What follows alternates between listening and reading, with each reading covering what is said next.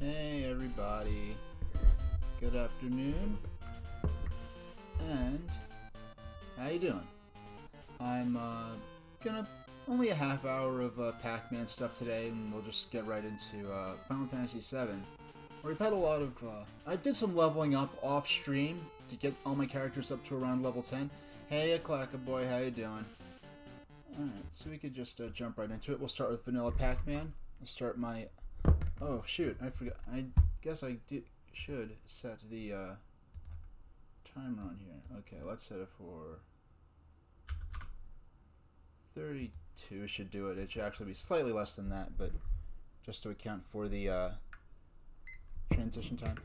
No tornadoes. This may be a bit misleading with that. There was no particular danger of tornadoes, but since we were getting extreme weather alerts in terms of thunderstorms, I just wanted to put it out there that if something more severe like tornadoes is announced, I would end the stream. So I just wanted people to be ready for it. But there was never any particular danger of that I was aware of, or that was on the alerts. And plus, the alerts were saying out loud the counties and towns that I live near, so I didn't want it to accidentally dox me on camera, because I think my microphone... I didn't look at the VOD, but I think my microphone would have picked up something that loud. So that's why when the announcement started, I muted the mic just for that purpose, and at the same time, I just went out to the living room just to check and see what the TV was saying in terms of advisories for taking shelter. But nothing serious like that happened. It was just warning about thunder and wind. Where I used to live, all the wires, all the utility stuff, the power cords, the telephone lines, all that stuff was underground, so I generally, even in the most severe hurricanes, didn't get a blackout or anything like that. I think during Hurricane Irene and during Hurricane Sandy, there were both moments where we lost power for maybe 10 seconds and then just came right back on. And plus, where I used to live was right behind a drainage sump, so I think maybe if there were any hazard of floodwater, I feel like maybe that helped mitigate that. The fact that there was all the drains and the streets nearby just poured straight into this huge ditch. It was deep enough that it wasn't the size of the neighborhood I used to live in, but a house at the bottom of the ditch of this drainage sump would be about half. You could basically build a house, a two-story house, and it might be the same. It might reach the surrounding ground level. It was a really big, deep sump. It was maybe about half the size of the neighborhood it was next to. And that may have had something to do with the fact that there was a water tower right next to it, and I think they were pumping water from the underground aquifers there. It didn't look like a big water treatment facility, but that's just kind of... It may have been... I think they were using that sump as a way to recharge the groundwater. So I think that helped protect us from the flooding effects of the hurricanes, because we did live on a coastal island. But I lived between the two coasts of the island, almost right in the middle, so we're furthest at one of the furthest points from the shore, and there was a huge drainage sump right next to the neighborhood. Like, when I say next to, I mean from the backyard, like on the other side of the fence was the drainage sump, and it was just a sheer, like, almost cliff-like drop, about maybe 100 feet, maybe like 60 feet deep or so. I may be overestimating that, but it was, if you fell from that height, you would get hurt. It was not like, it wasn't just like, oh, it's just gradual slope. It was a pretty steep drop into the sump. But we'll see how far we can get playing Pac-Man for a minute, and then we'll just skip to Championship Edition and move on. I'm saved right outside of Midgar. Well, actually, I'm saved right outside of Calm, because we got through... Oh, will next week's streams be the same? It's not going to be. I have a few weird... I'm going to be able to stream at least a couple of times. I don't know if I'll be streaming at least once at night. I'm not at least once at night, probably earlier in the week, and at least once in the day. But I have some unusual activity going on in this coming week, so I will need to just check out my my appointments and obligations and see when I'll be streaming. I may even have the chance to stream more times than usual, because lately, last couple of weeks, it's been I've been doing 3 streams a week, 1 night stream and then 2 day streams. I may have the opportunity to stream 3 or more times this week. I'm going to be, at the very least, doing at least 1 night stream and at least 1 day stream. But that could be up to 4. I don't know exactly the times yet. If I do a night stream, it'll be at 10 o'clock, most likely. We'll see what happens with that. But it is an interesting week coming up that I've been planning for a while, but I just don't know the final details of what will be happening. You know, regarding, just different business I've been into. So I haven't quite figured out what the schedule is going to be. I'm going to do at least 1 nighttime stream though, and at least 1 day stream. I think I could expect that. I was considering a few different games.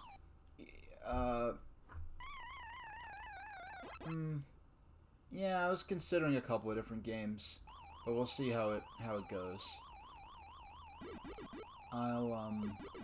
When I make the schedule image I'll post on Twitter, I'll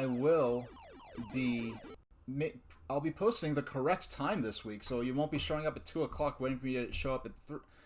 You won't be waiting for me at 2 o'clock when I actually meant to put 3. So I'm very sorry about that. Thanks for bearing with me. Then, as for what games I'll be playing, I haven't quite decided yet. I have a few options. If I end up playing stuff on Wii U, I'll probably maybe warm up with some. You have a warm-up game like WarioWare or something like that. But for the main game, I'm considering either Paper Mario or Mario 64. Yeah, I'll probably go with Mario 64, but we'll see how I feel. If I do Mario 64, then I'll do Paper Mario the next week. Or the next game. If I do Mario 64, I expect I'll be able to... that's a game I do want to actually beat. There's some games like Dragon Spirit, I wanted to spend some time with it. I still want to spend more time with it, just not in the immediate future. But I do want to spend time with it. Maybe I'll practice off stream and practice it, getting good at it. Hey, Azurus, do I play Miss Pac-Man? I don't have a version of Miss Pac-Man available on here. I always was more partial to the original Pac-Man. Well, first off, the fact that there were so many Miss Pac-Man machines around that regular Pac-Man seemed like the more exotic, sort of more game to me in terms of like actually seeing it in the arcades. I'm in the running for having my best, for beating my high score right now, because it's not all the time that I get it as far as I am right now. The things that I don't like about Miss Pac-Man, I acknowledge, are things that make Miss Pac-Man a more exciting game to most people, and the reason why people hold it in higher esteem than regular Pac-Man. The fruits bouncing around the maze, adding to, that's it for... Okay, let's see how... I'm gonna play... Actually... Yeah, we'll play for a couple minutes more, and then we'll switch to, Do you have the 99-cent only stores in your area? I went to one yesterday and was delighted to see they already put out the fall harvest decorations, in addition to Day of the Dead decorations, too. I was at a warehouse club a few weeks ago. They already had some trick-or-treat stuff out. I'm sure... I know I used to... Years ago, I worked at a Dollar Tree, and it was, like, spring... It was the lead up to graduation that year, so it was like May, and we were already receiving our Thanksgiving and Halloween decorations and supplies. So, yeah, it's like I know I've mentioned this before. It's like that it's the Easter Beagle Charlie Brown, where they go to the department store to shop for Easter decorations and dye to paint eggs with, and the Christmas decorations are already out, and now we're getting to that level. But it's cool for the people that want to, plan ahead for those holidays and just like that aesthetic that, that stuff is available so they could start making any of their homemade decorations and stuff like that.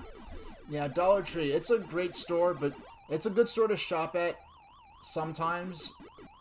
But, there's a reason all that stuff's $1, because so sometimes there'll be one cashier and 50 people in line or something crazy like that. Yeah, I had to leave there. They didn't want to treat me right. I had to move on and pursue something, a bit more my speed. But Let's see. So Miss Pac-Man. And you know, Miss Pac-Man right now is caught up in a bunch of legal trouble. It's this really odd situation because Miss Pac-Man. I may be wrong on some aspects of it, but the gist of it is that Miss Pac-Man was actually developed from from a bootleg board that some hackers made. Some company made an unauthorized Pac-Man clone, and Bally Midway found out. And Bally Midway is the American company. It's the same Bally from Bally Total Fitness, the gym network, the fitness centers. So Bally Midway, they found out about this board, and instead of suing them or sending a cease and desist, all right, let's move on. Let's go to Pac-Man Championship Edition, and for the first time, I'm going to remember. Oh no, that's not it. There we go. We get to change out the box art. So Bally Midway, who had the rights from Namco, the company in Japan that originally developed Pac-Man, Bally had the rights to manufacture Pac-Man cabinets in North America, and Bally went to these people who made this bootleg Pac-Man, modified Pac-Man board, and I guess they said, I don't know how it worked out, but I guess they said, hey, develop this into something more legit, and we'll buy the rights from you instead of suing you. And because of that company, or some holding company that's the successor to that company, owns the part of the rights to Miss Pac-Man, I believe. And then that company ceased to exist, and I think, was it? I don't know who it was. It might have been, I think it was Jack Pacific, if I believe it is. Jack Pacific, they bought the right. Jack Pacific's a toy company. They also made a lot of plug-and-play things that they licensed from Namco. So there are some joysticks you can plug directly into your TV that have a lot of Pac-Man and games just like this on there. Not this particular game, but just Pac-Man and different variations, or Miss Pac-Man, or other Namco games like Rally X. And Jack Pacific bought the rights, I guess the remnants or the holding company that held the rights to part of the rights to Miss Pac-Man from this deal that happened in the 80s between Midway and the people who made this originally this unauthorized Pac-Man clone that got turned into Miss Pac-Man. So Bally Midway, no, so Jack Pacific, as I understand, this part happened in the last year or so. They purchased the rights to this company, which caused them to hold the rights, part of the rights to Miss Pac-Man. And so they okay, we have the rights. They thought they owned the rights to produce Miss Pac-Man, so they started making joysticks with Miss Pac-Man on it, and Namco sued them, the original company that made Miss Pac-Man. They sued them because the rights that Jack's Pacific, it might not be Jack's Pacific, it may be some other company, I believe it was Jack's, the rights this company purchased were not the rights to produce or publish Pac-Man games. What they bought was the right to collect royalties on each copy of Miss Pac-Man sold. So they did not own the rights to publish Miss Pac-Man. They did not have the rights to choose when a new version of Miss Pac-Man would come out, or which systems it would be on, or which devices it would be on. All they owned were the rights to, if Namco, who has, I guess, the ultimate rights to control of it, produced a Miss Pac-Man game of some kind, then Jack Pacific would be entitled to collect royalties. I don't know if, I don't know the exact number, like, let's say 5 cents for each copy sold or something like that. And so there was a lawsuit between Jack's, or whatever company was holding these partial rights to collect royalties on Miss Pac-Man. They were holding, and so, I guess out of spite, it seems like now Namco is not producing any copies or versions of Miss Pac-Man, or at least they weren't for a long time, so that they wouldn't have to pay whichever third-party company owned the rights to royalties. They didn't want to have to pay them a cut, so they were just kind of sitting on Miss Pac-Man. Even though they had the right to produce the games they wanted to, they just didn't want to produce. They just didn't want them to pay royalties after all this bad blood legally and all this legal exchange. So I don't know how recently any new or current version of this Pac-Man came out.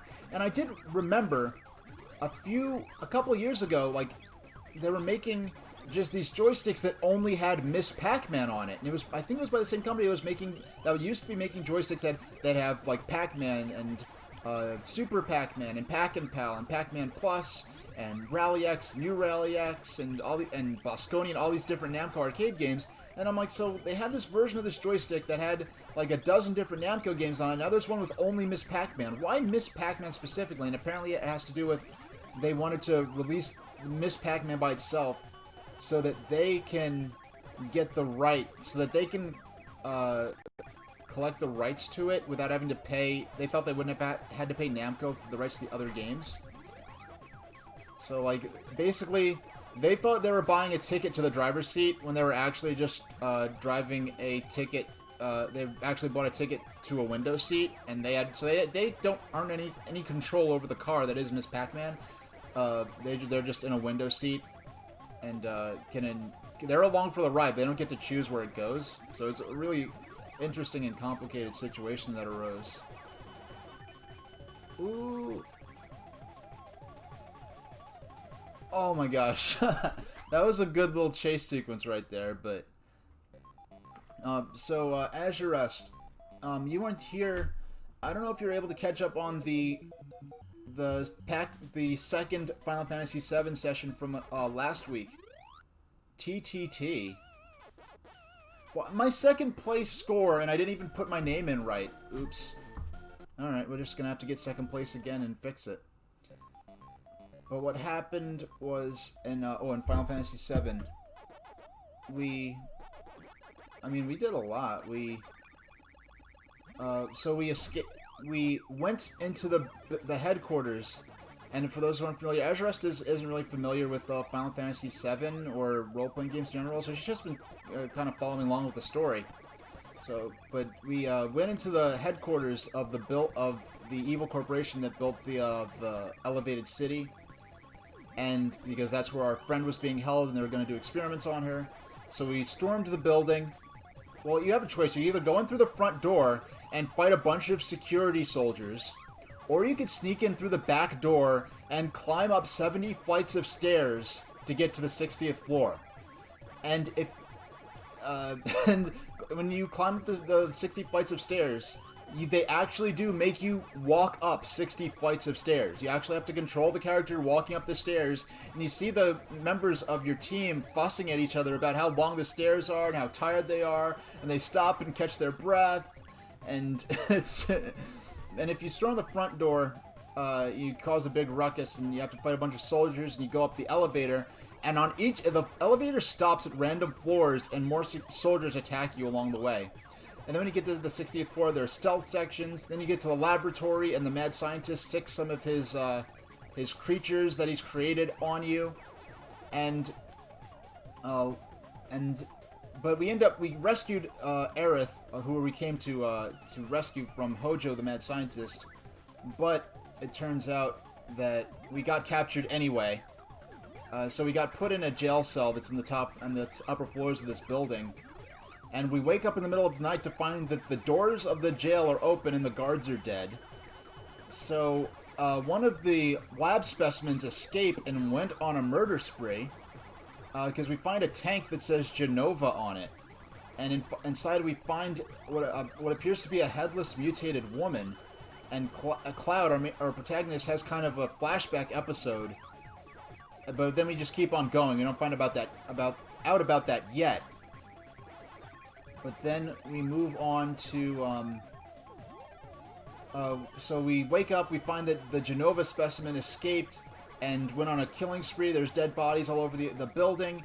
And we go to the president of Shinra Inc.'s office, and we find him dead with this huge katana in his back. So someone's murdered the president, and Cloud is like, only Sephiroth can use this type of katana. And Sephiroth is someone we've heard about.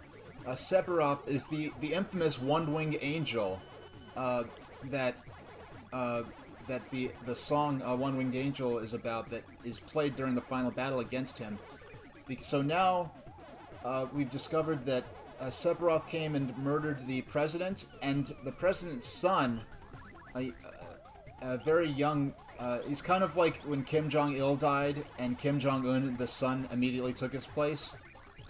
So the president of the company, and therefore the president of the civilized world, Rufus Shinra, has taken over, and the party, Cloud tries to kill Rufus Shinra, but he escapes. The president escapes, and we actually do have a one-on-one battle with him, and the party escapes the building. And in the lobby of the Shinra building, there's a motorcycle and a pickup truck that are on display. Fortunately, they're all fueled up and have keys in them. So the party, Cloud... okay. We're gonna... No, we have 11 more minutes of this. I set my timer a little early, excuse me. So the party... because at this point, the president is dead. The vice president, and now the successor president was attacked. Half the people in the Shinra building are dead. So, needless to say, there's a huge storm of security coming after us. We try to escape, and so we grab it. Cloud hops on the motorcycle, the rest of the party hop in the Jeep, and we escape the front door with our stolen vehicles. And there's an exciting chase scene that's actually playable, where Cloud uses his sword to take out the troopers that are coming after us on motorcycles. And once we kill all the troopers, and you actually have to protect them because the troopers will attack our party and reduce their hit points. So we escape on the motorcycle and truck. Eventually they send a giant robot after us, and so we fight the robot, and they're like, hey, this isn't just about stopping Shinra Inc. anymore. Now Sephiroth, who we thought was dead, was alive, and even though we killed the president, he's not a good guy either. He has even worse plans than Shinra. So we have to leave Midgar. And so they escape Midgar. They leave Midgar on foot. Do you think they did it? They think you did it? You know, it really kind of doesn't matter. They really don't blame us. They never blame us for killing the president. And Rufus Shinra, the son, seems rather ambivalent. You'll see. You can watch the flashbacks. I'll link you later. I'll link you to the flashbacks, the playback from the last play session. But he seems more excited that he's the new president of the company, and he even goes on an evil. You know when villains love to monologue to the heroes. He goes on a speech about how his father, my father, when he was president, he just told everyone, hey, pay your taxes and trust us and everything will be fine. And if a terrorist attacks, the army will protect you. And that's how he kept the people in line. And he's like, yeah, I think he was too soft. I'm just gonna use pure fear to terrorize the populace into doing what I need them to. So, yeah, he thinks his father, who just destroyed an eighth of his city just to attack a small rebel group, because when he dropped the plate onto the Sector 7 plate, he destroyed an eighth of his city just to attack some rebels. And I think he thinks he was a little too soft, so this is not a nice person. Yeah, and Sephiroth was a former super soldier of this company who went AWOL and was believed to be dead until he arrived in the Shinra building and went on this murder spree. And we don't actually see him. And we believe that Sephiroth escaped with the Genova specimen.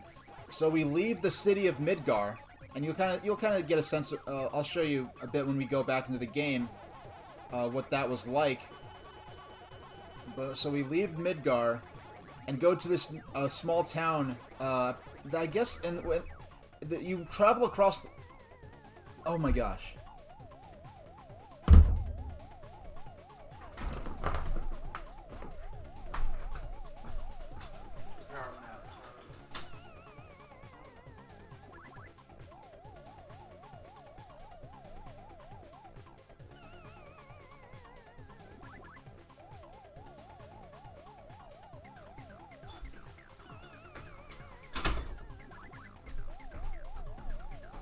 Okay.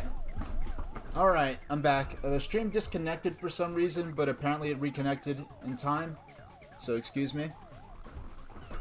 So we left the city of Midgar, which is kind of the capital of the entire planet. Yes, Midgar is the de facto capital of the planet. And the entire game that we played took place there, but we leave there and travel to a nearby town, which is, I guess, you travel across a scaled-down world map to represent you traveling across the world. Because this game takes place across the entire planet that this game takes place on. And I guess it's about 50 miles away from Midgar, I suppose. So we go to this little town and we book the upper floor of the inn, and all our heroes get together and Cloud tells them the story of who Sephiroth is. And Sephiroth was a super soldier of Shinra, and one day they were sent to Cloud's hometown. There was a macro reactor in the mountains, the very first macro reactor ever built. And it was built, well, it was malfunctioning and monsters were emerging from it. So these soldiers were sent to investigate, and Cloud and Sephiroth were on this team. So they go to the reactor, and they find that they're tanks that have all these weird monsters and specimens in them that are escaping. And they repair the reactor, but well, in Sephiroth, when we arrive in Cloud's hometown, he says that, oh, like, he's talking to Cloud, and he's like, oh, I wish I had a hometown. I never really had a family growing up. But he says that his mother was named Genova, but she died giving birth to him. And then he goes to this reactor, and in the back chamber, there's a locked door with a giant nameplate over it that says Genova. So he's like, wait, my mother's name was Genova, what's going on? So he goes to this house that has all these Shinra company records in it. And he learns that Genova was an ancient, or believed to be an ancient, the race of people that Aerith is was the last survivor of. And they found Genova and thought she was an ancient, and used Genova's cells to create Sephiroth, a clone of her, to try to create humans with the power of these ancients who are powerful magic users. And that's why Sephiroth is a powerful super soldier. And when he reads this, he goes insane, learning that he was the result of a science experiment, and his mother was locked in this chamber, in this reactor for all these decades. So he goes on a murder spree in the town. He burns the city to the ground and goes to the reactor where Cloud confronts him, and he unlocks the chamber and sees Genova in the stasis tank, and Cloud confronts him, and Cloud says he doesn't remember what happened next. He just knows that Sephiroth somehow died and that he somehow survived. And he has no idea how, because there's no way he could have faced Sephiroth and survived in a fair fight. So there are a lot of holes in this story, things that Cloud doesn't seem to remember. And right now, what Sephiroth said when he was reunited with Genova, and we don't have any dialogue from Genova. She's just this woman in a tank, or this female creature in a tank. We don't really know what it actually is. We think it's an ancient, but we're not sure. And Sephiroth says that that Genova is the true queen of the planet, and that he is the heir of the planet, and he's going to eliminate humanity so that the ancients can regain their place as the rulers of the planet. And so now that Sephiroth is back, we need to stop him, because he has some kind of plan that he fears could put the world in danger. So now the whole fight against Shinra and destroying the reactors, that's kind of a secondary thing now, because now we're trying to find and stop Sephiroth, and that's why we left the city. So in about 3 minutes, we'll go ahead and we'll get back into the game, and I'll show you a bit what the exploration of the world outside the city is like. And it was really incredible as a kid, because when I was a kid, the first time I played this, up until the point you leave Midgar, you have no reason really to believe that the Midgar is suitable to be the entire setting of a game. It is so vast and so well developed and interesting that I thought the entire game was going to take place in Midgar. And then you learn, okay, we're leaving Midgar, and then you just leave Midgar, and the entire city where the first 10 hours of the game took place is now just, that's just the start of the game. Now we're out exploring the world, trying to hunt down Sephiroth, and Yeah, so Shinra's after Sephiroth. Our heroes are after Sephiroth. And both Sephiroth and the Shinra are looking for the Promised Land because, because Sephiroth wants to go to the Promised Land and use its energy to control the world. Because he believes that humans stole the planet from the ancients. And Shinra wants to go to the Promised Land because they think that if it's a land of, and if it's an idyllic land of plenty, then there must be lots of Mako energy that they could drain with their reactors and make money off of. So we don't want Shinra or Sephiroth finding the Promised Land. And that's the point of the game where we're at right now. If the stream cuts out, hang on for a few minutes, and if it goes off for more than like say 10 minutes or 5 minutes, just check on. I will post updates on Twitter if need be. If like yeah, I don't know why the stream cut out, and I've never had it before where the stream cuts out, but then is actually able to successfully reconnect seamlessly for the viewers. So I don't know what that looked like from your perspective.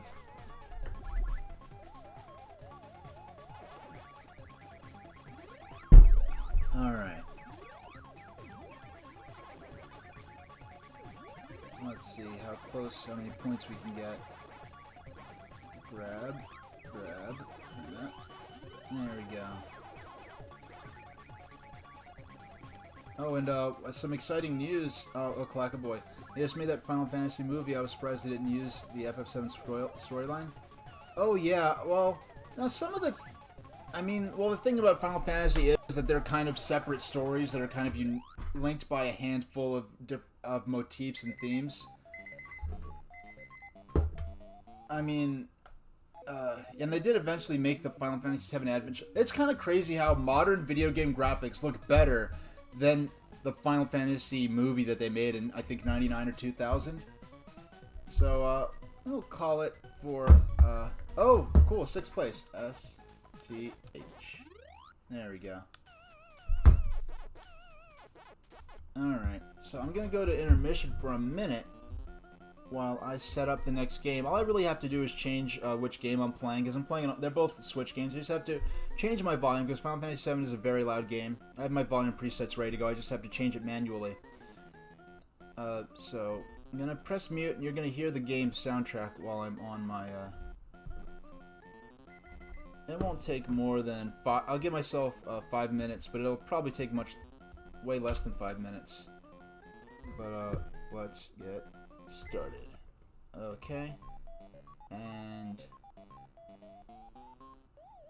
where is... okay, there we go.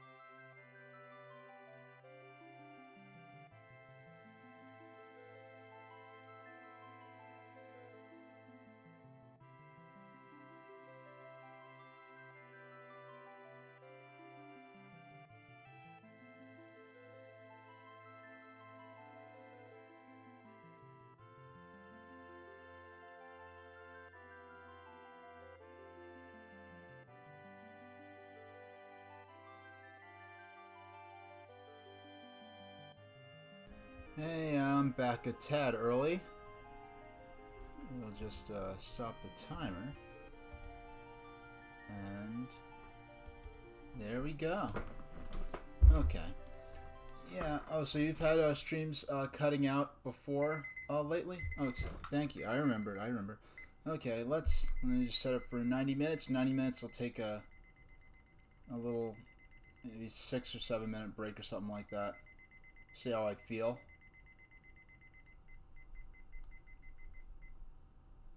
There we go.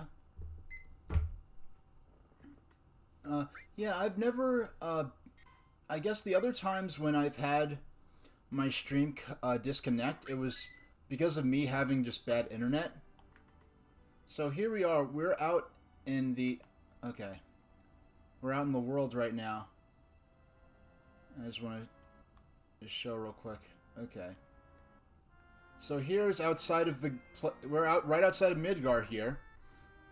You can see past this fence, this glass or fence or whatever this is. You can see the slums down there, all the shanty towns, and above it you can see all the sector plates that are elevated above the ground. And the ground is like a desert because of all the maker reactors sucking up all the energy. Oh, it's time for a digestive? Alright, enjoy yourself. And so after we escaped, we climbed down a wire that was hanging from a crane down here, and we're like, hey, we need to leave Midgar. So I'm like, wait, we're leaving Midgar? What is that? What do you mean leave Midgar? I thought the whole game was going to take place here. Then we go down to the world map. And here we are. The entire game up to this point, everything you've seen, all is that little thing there. That is a representation of the city of Midgar. This world map is not to scale. It represents our entire party traveling on foot hundreds and hundreds of miles across the land. So yes, that there, the Sector 7 falling, the reactor bombings, everything in the game so far, that entire first like 10 or 12 hours, it's all just there. And we leave. We have this fantastic overture. And you see the ground here, all this land here. I mean, come on, if that's Midgar, those mountains there are... you have this mountain range nearby. So you could probably... Imagine being in Midgar and having all that towering above you, and then right next to you is this huge mountain, like, geez. But we have this overture, which is the main theme of Final Fantasy VII.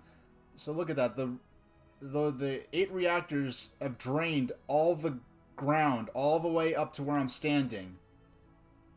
And so grass won't grow anywhere near Midgar, and I guess that's only going to expand as they continue running the 8, only 6 reactors, and I think reactor 8 wasn't online, so there are only like a few reactors left now. And so here we have this other town, which I guess could be, I guess it's supposed to be maybe 50 to 100 miles away from Midgar. And this is the first town we went to. And so when you walk into that representation of the town, we actually enter it and see what the town is like. Now look at our stats. I did a lot of leveling up, which is when I go out into the field and fight a lot of enemies in order to increase my stats. So I never really walk around and talk to people in the town. Tourists, huh? There are a few things you should know that will come in handy when you travel around the world. Want to hear what they are? I say I already know. Oh, is that so? Well, that's that. Have a nice trip. Oh, you could put peanut butter or cheese in between 2 digestives. And this, I don't think this is a Mako reactor. Well, it's some kind of Mako-related equipment for the town that gives the town energy. And I guess what's happening is that I guess maybe they have some kind of pipeline to Midgar and getting some of the energy from those reactors. I didn't really explore the town yet. All I really did was, Oh, talk to me. Thanks to Mako Energy, life's pretty darn convenient thanks to Shinra. What do you think? Yeah, maybe, or are you full of it? Yeah, maybe. See, how would we get by without Mako Energy? Let's talk to her again and see if we can choose the other option. Oh yeah, we don't get to choose the other option. Okay.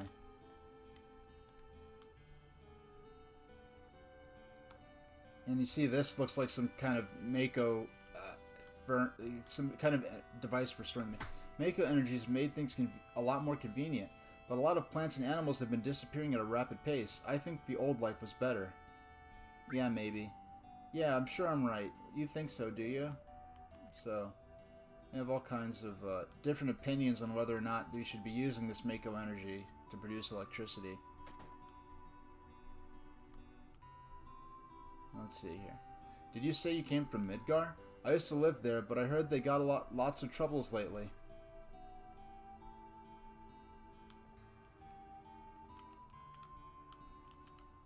Alright, so there's really nothing going on up here. Oh.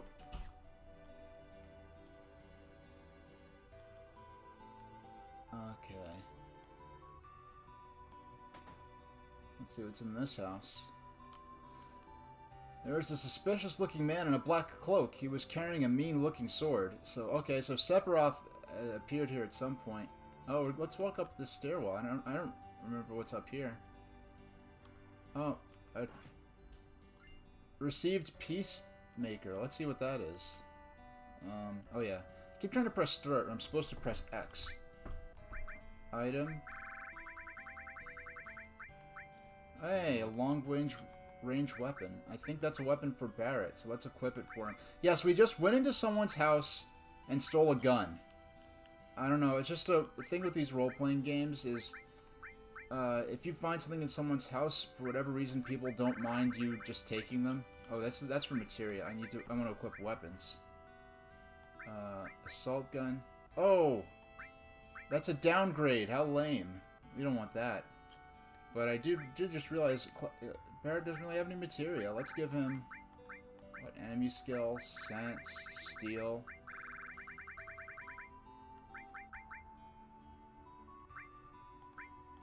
I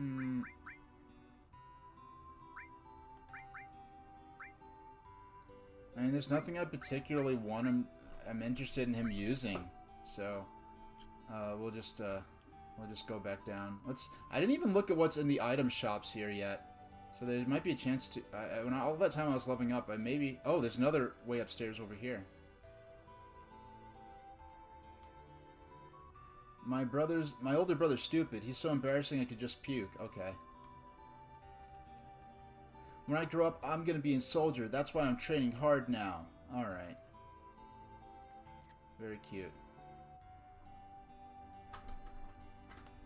Alright. Yeah, I don't remember a lot. I hear the natural resources near the reactors are being sucked dry. We're better off with the Mako energy. Really, that's an interesting... I heard President Shinra was killed and his son, Rufus... Sorry, I have a little itch on my shoulder. And his son Rufus, the new president, was badly hurt. Hey, I bet that's news to you. You're pretty smart. Heh, just between us, I heard it was them, got President Shinra and his son. So there are rumors going around that Shinra... The famous floating city, Midgar. I'd love to see it. Just once, I'd love to see it in person. And we live in eyeshot of Midgar, but there are monsters all over the world that we're unusually equipped to... My old man was a miner, but he couldn't go to work after monsters started appearing in the mithril mines. Now all he does is sit around getting drunk in the bar.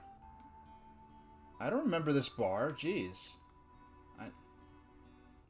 I heard terrorists bombed a Midgar reactor. There have been a lot of dangerous accidents lately. I hate it. Just hate it. Yeah, bombing a reactor wasn't what I consider an accident. Me, I used to work in a mine down south called Mithril Mine, but a while back monsters started appearing. After that, business went to pot, and now I spend the days here drinking. It seems that there was this group called Avalanche running around, but I guess Soldier finally wiped him out. Yeah, okay. So are you trying the your scheme with the peanut butter and digestive sandwich, which sounds really gross, even though it's not. Let's see what this is. Have you tried that now? Or are you gonna try this later time? This is the item store. Welcome. Okay. Potion. Do we have high potions? We don't have high potions. Yeah, I'll buy a tent. Here's darkness, poison. Yeah, I really don't need a lot of stuff. But I guess since there are no high potions, you might as well get some... Okay, so that's just something to put on the list. Oh, 21? Yeah, you know, we have 31 potions. Yeah, I think I got everyone, except for, I don't really care so much about Red 13, but got everyone else up to... This is the materia store. Alright, now here's where we should get some cool materia. Since you have heal, equips heal magic. How is that different from restore magic? Equips earth magic, poison, steel, sense. Heal. You get with the heal one just in case it's... Actually, we might as well sell. And you can sell regular items even though... Yeah, you can sell regular items even though... Oh, even though this is a materia shop. Okay. Here we go, the weapon store. Finally, some new weapons. So we get the mithril saber for Cloud. We'll get 2 mithril armlets. That are just a slightly buttery. Peanut butter would complement it well, if I say so myself. Alright, go for it. And you could also do the combos with the chocolate digestives. Full metal staff, that's a weapon for Aerith. Mithril claw, that's a glove for Tifa, our boxer. Get the cannonball for Barrett. And the mithril saber for Cloud. Alright, that's enough junk. Let's equip it all. Let's hook. Let's. So mithril armlet. Yeah, none of these are worth messing with. Oh, he has another materia slot. We might as well give him equips heal magic, sense, fire, lightning, restore.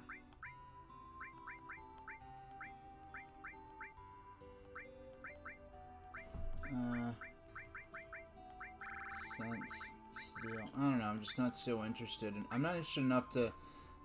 There's nothing I'm particularly interested in equipping Cloud with aside, in terms of his materia. I'm gonna give him a cannonball. I mean, I might as well. I mean, might as well give him. Oh, once I give. Oh, I didn't mean to activate the store again. So we'll give Aerith her new weapon, because she still has the staff she started out with. And this is the first time we bought a new sword for Cloud. Mithril rod to give it the full metal staff. And the mithril armlet. Oh no, okay, we have to go to equip. We'll give mithril armlet, we'll replace it with. Oh wait. 4 slots. Iron bangle. Alright, none of that's really. Protects against poison. Meh. Give her the protect vest. We'll give Barrett. We'll give Cloud the star pendant. And yeah, she's got ice and restore.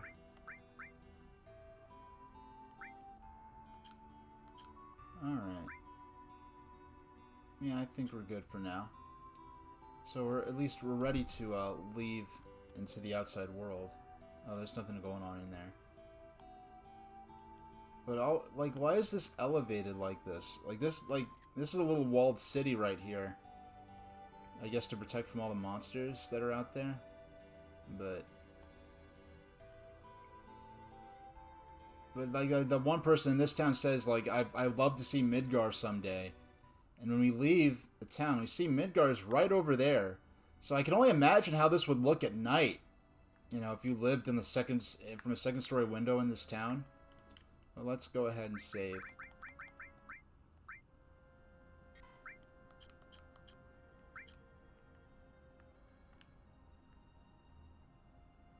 Now, this overture theme lasts like 8 minutes long. It's like really, really epic. It's one of the most iconic pieces of game music ever. Yeah, but, I mean, well, not among people who... Okay, here we go. So, there are no roads or anything between towns. We're just kind of traveling on foot.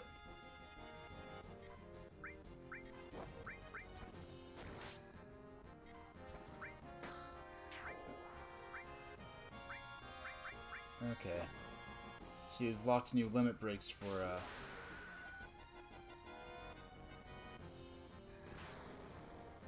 a new limit break for Barrett. And that's...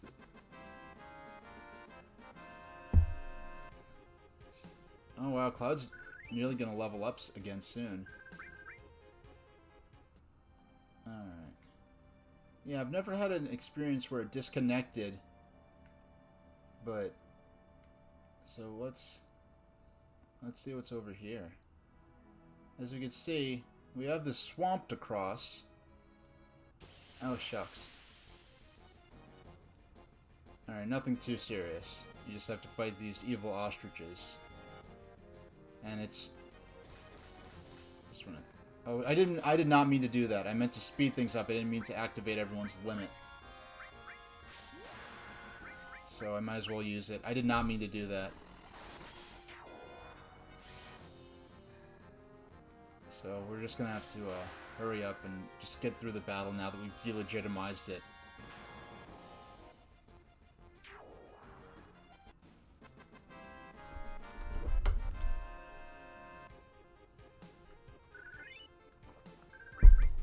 And we got a high potion because we haven't really only that one store in the swamp. We have a swamp here. We have to get across there, and we have the silhouette of a very dangerous monster that we won't be prepared to fight until later on in the game. And if we try to cross on foot, it kind of gets attracted towards you. There's a very specific way you can walk across it. You're not really meant to walk across it. So what we'll do, we go over to this farm here. We see there's some chicken-looking tracks over here. Oh, I didn't mean to get into a battle there, but so we'll take care of these guys real quick. Just speed things up. Alright, now we'll...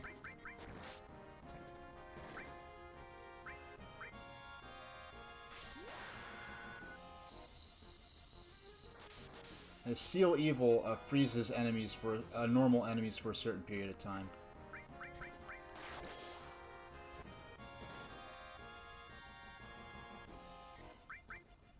And there we go.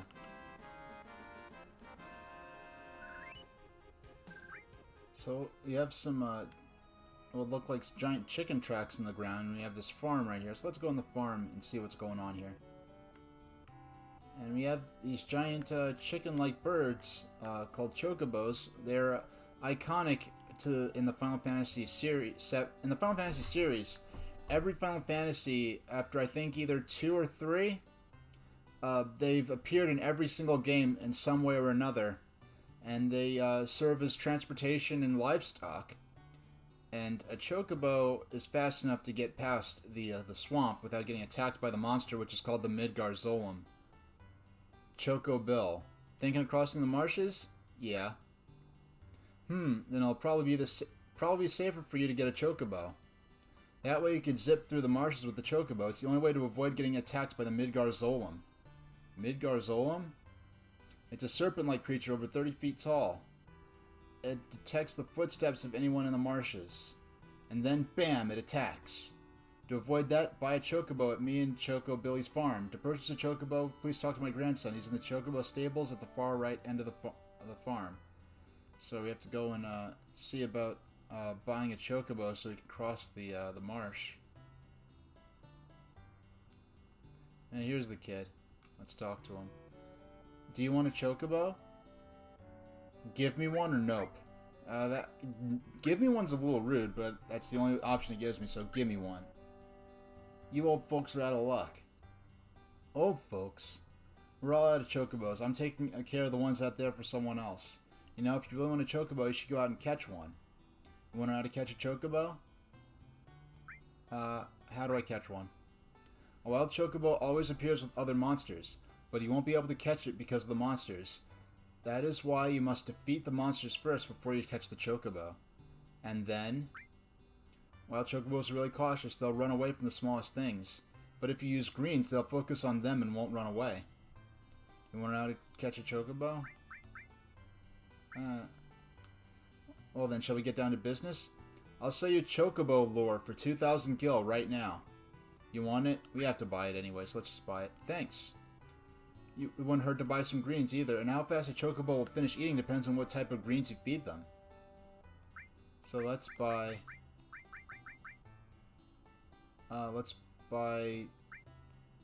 Oh no, let's buy 3 Mimit greens, because that's expensive. So you're just going to assume that those are the best, the greens that will last the longest.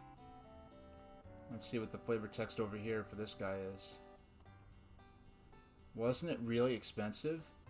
But don't be mad at my brother or grandpa. Ever since Mom and Dad died, it's been like this. Oh, I'm glad I was able to support a family in need.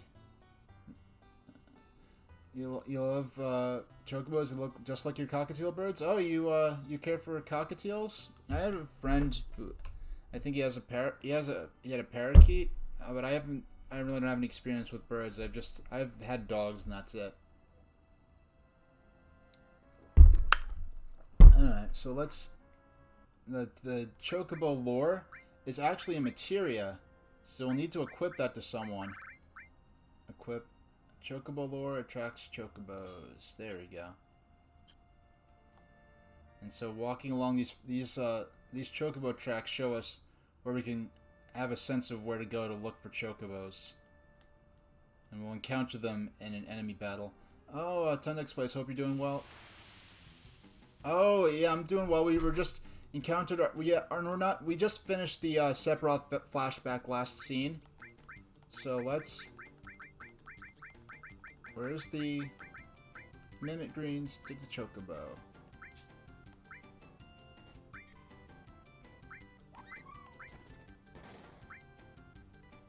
Okay.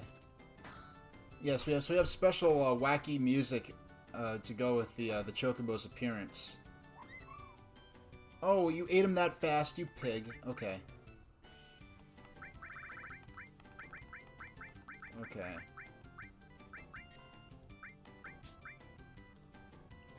So we'll have to take care of this fast. I probably should have had... Oh my gosh. You're just barely gonna give me this one, aren't you? Oh, no. Local wheat. Okay, there we go. Give the meat greens to the chocobo. And we have Aerith give the greens, so... What? You ate him? Okay. That's some rubbish. How do you eat him all that? Okay, apparently... Let's see if...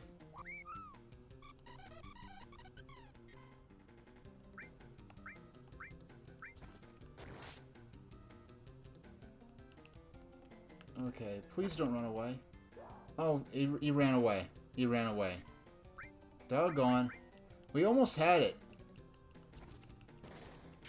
Alright, how did the rest of the stream go after that epic raid? Oh, it was fantastic. We played a little more Dragon Spirit, and then I moved on to Pac-Man Championship Edition, because it was really the first time I was talking to a large number of people at once. And Pac-Man Championship Edition is just an easier game to play while I'm while talking to a large number of people, because I mean, it's not a bad situation to be in, but I've never had to interact with such a large number of people in chat at once before. But it was fun. I'm getting a feel for what it's like. Okay, all right, vegetable store guy.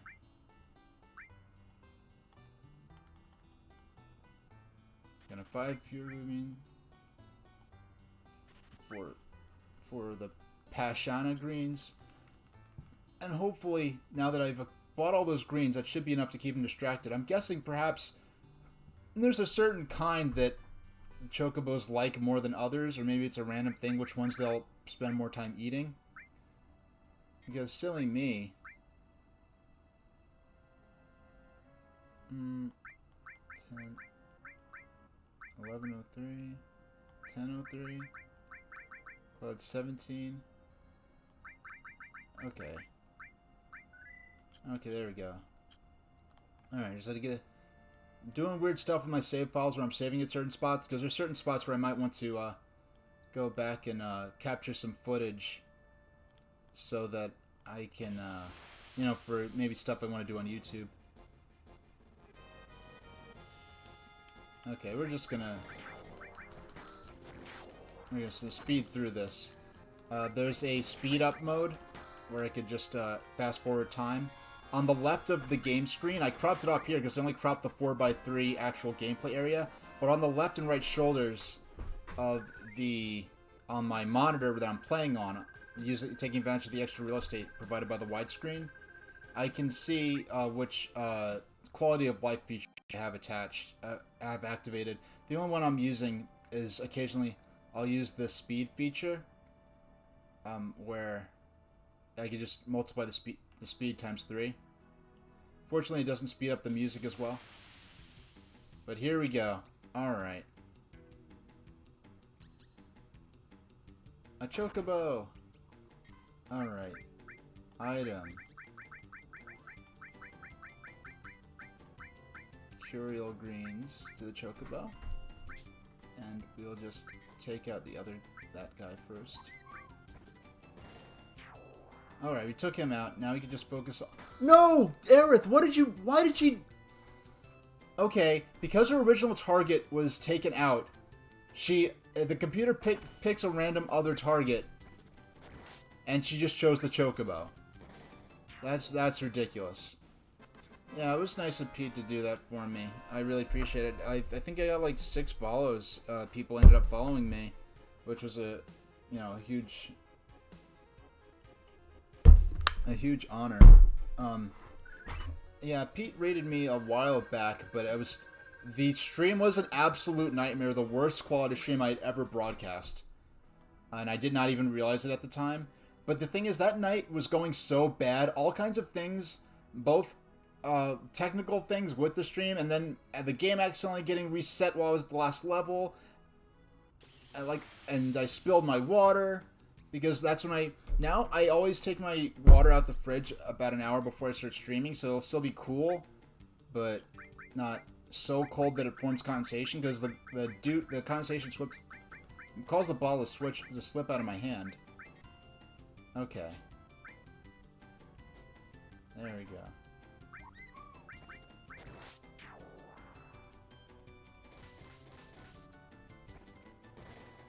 Come on. No, no, no, no. Please don't run. Please don't run. Please don't run. Okay. Item... There we go. Okay, so he's eating. And then... There we go. Oh, come on. This is taking forever. This is taking forever.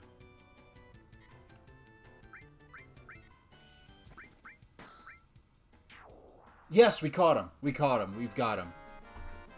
I was worried this would take too long. I came really close. Well, last time Aerith just ruined it with her bad AI. And Aerith would not be the one to needlessly attack a chocobo. You know, in regards to like how her character actually is known to act. So, press B to get off. Chocobos will escape whenever a player dismounts. So now we could just run right past the big old monster. Don't chase me. Don't chase me. There we go. And it seems that someone has already gone and taken one of those giant snakes that had to get a doggone chocobo just to escape it, and impaled it on a tree. So Sephiroth is a little OP. This is just a scary little scene to our enemy is someone that could do this. This Sephiroth guy is pretty strong, I say. Oh, no kidding, huh?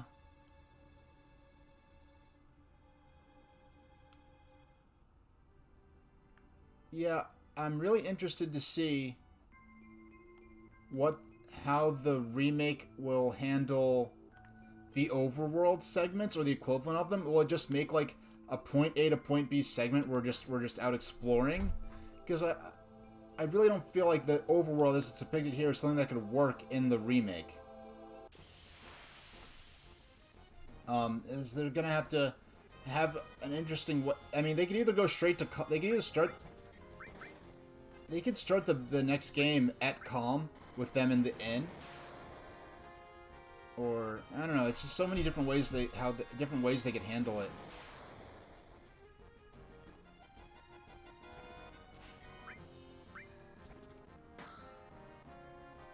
Yeah, but even if it is a linear segment to an extent, just having some kind of open area to explore. Castanets. That's what they named the scorpions. Castanets. That's hilarious.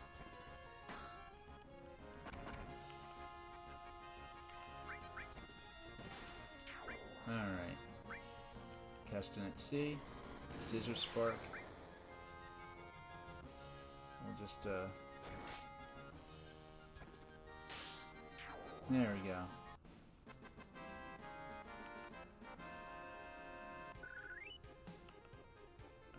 Aerith is getting closer and closer to her next limit break. Let me just heal. Oh, Cloud. I don't even know what... Do you know what Fury does? I don't even know what Fury does. Let me look up real quick, excuse me. Final Fantasy VII Fury. FF7 Fury. FF7 Fury sounds like a fan site. Okay, let me just... Fury is also known as Rage, a set effect in Final Fantasy games. Final Fantasy VII.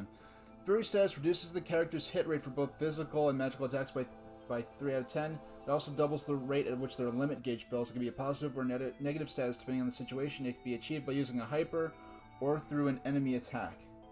Okay. Alright, that's not as serious. I'll treat it like Poke Rust, where it is kind of a semi-favorable condition. But we'll just use some of our...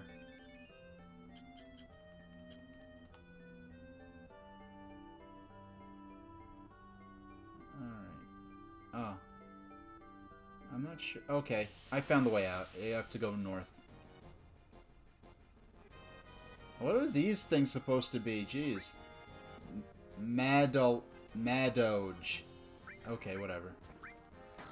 We have I mean, there is a... I still feel like a lot of these character designs... I feel like a lot of these creatures are more suitable for one of the more medieval or traditional fantasy-style FF games, like Final Fantasy 6 or 5 or 9. Whereas here we have more of a science fiction sort of theme. Oh, you had to look up sadness when you were playing recently? Yeah, I don't even know what sadness is. If I end up... I know I have an item that cures sadness, so if I have it and it's a pain in the butt, I can cure it, but... Alright. It's just more of these guys.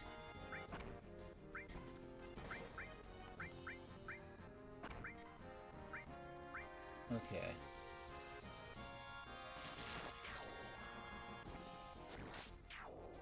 Nice.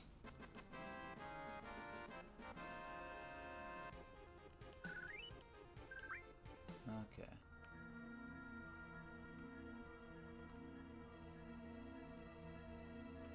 Oh, look at the... Okay, this was a ether.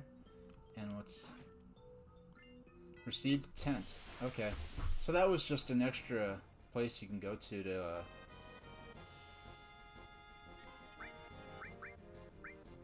Park Dragon.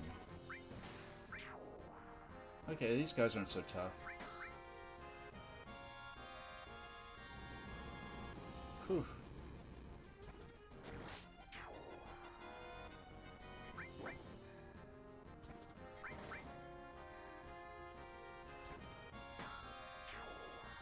Now I just have the dragon to take care of.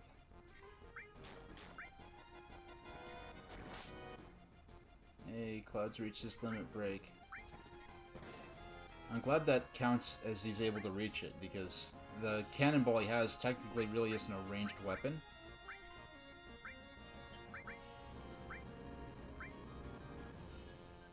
Alright, let's use ice.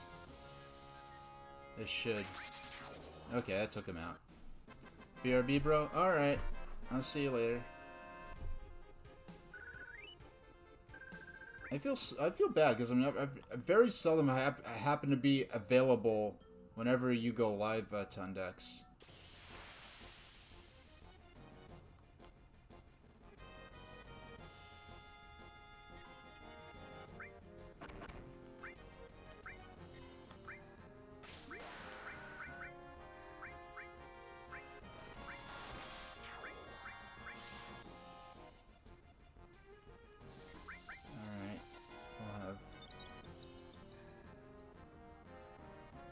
Oh wow, that's really effective. I like how Cloud's already approaching 1,000 hit points.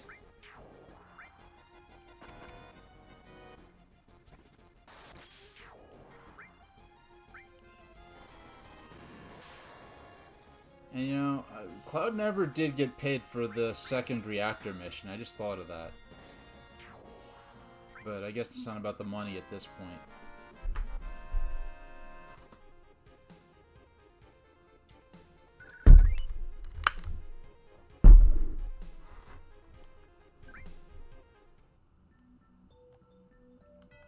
Alright,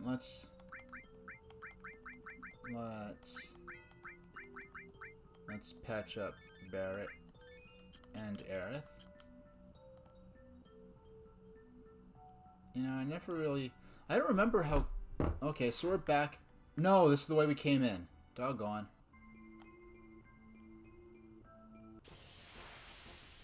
Alright, so that upper path was just,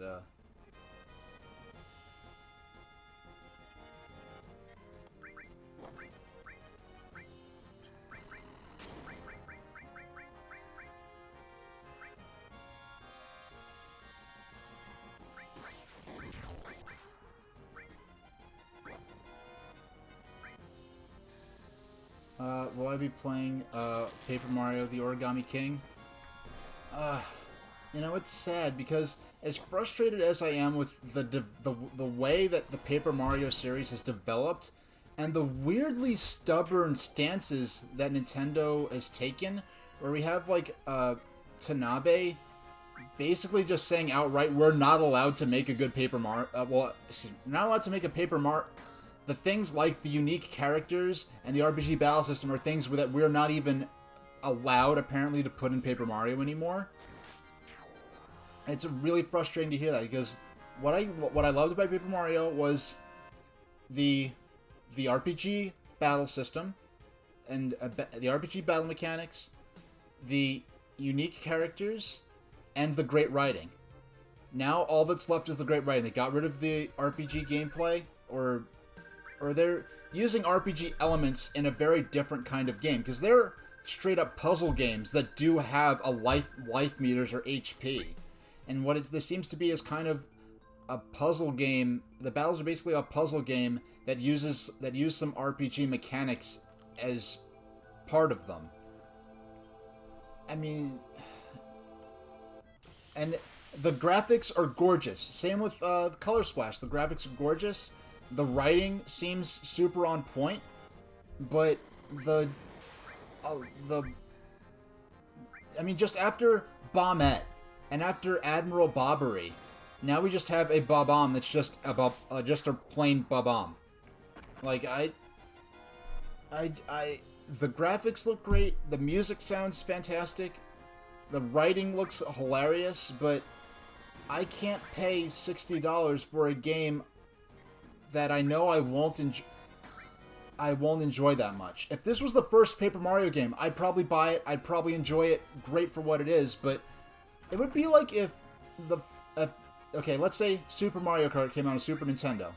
Then Mario Kart 64 came out on Nintendo 64. But then when they made the Mario Kart for GameCube, they decided, alright, we're going to do an experiment. We're going to make, instead of go-karts, this Mario Kart game is going to be a slow-paced tactical tank game with all the Mario Kart characters in tanks. And it's going to be a strategic game instead of a kart racer. It's like, okay, it's fine to experiment. But then after that, the entire rest of the series was nothing but tactical tank games. And it's like, wait, where's the kart racing, like, cartoony weapons combat from the first 2 Mario Karts? And they said, oh, sorry, like, we decided that characters driving around in go-karts throwing banana peels at each other isn't really something we could do anymore, so we're just not gonna... That's not what the series is anymore. Mario Kart Forevermore is going to be a tactical tank battle game. And so it's like, yeah, I was a fan of what Mario Kart was, but now, no matter how good of a tactical tank battle game, this imaginary parallel universe where Mario Kart, after Mario Kart 64, deviated into a tactical tank game with Mario characters, no matter how good of a tank game that those games are, I'm always going to be like, yeah, I liked what the first 2 games are. This series has the same name, but what it is now is not something I have any interest in. So what am I supposed to do? I'm not going to... You know, yeah, and that's a lot of, so full price, oh, here we go, some story going on. Rude, just a second.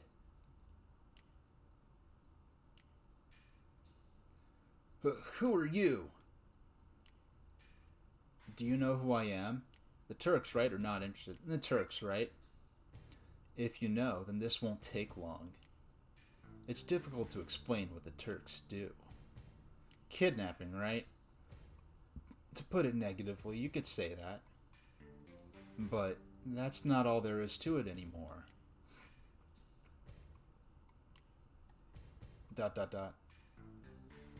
Sir? It's alright, Rude. I know you don't like speeches, so don't force it. Then explain, Elena. I'm the newest member of the Turks, Elena. Thanks to what you did to Reno, we're short-handed. But because of that, I got promoted to the Turks. Anyhow, our job is to find out where Sephiroth is headed.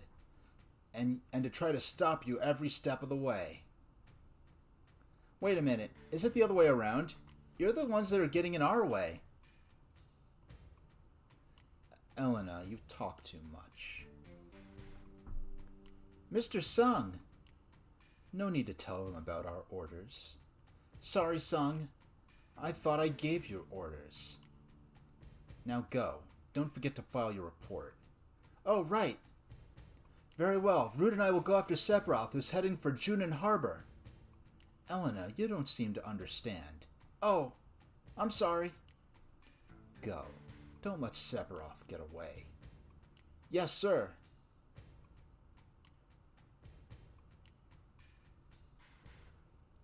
Reno said he wanted to see you after the injuries you gave him healed.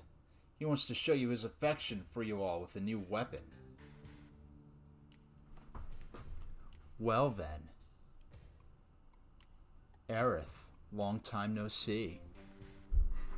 Looks like you're safe from the Shinra for a while, now that Sephiroth reappeared. What are you saying? That I should be grateful to Sephiroth? No. I won't be seeing much of you. So take care. Strange hearing that from you. Well then, stay out of Shinra's way.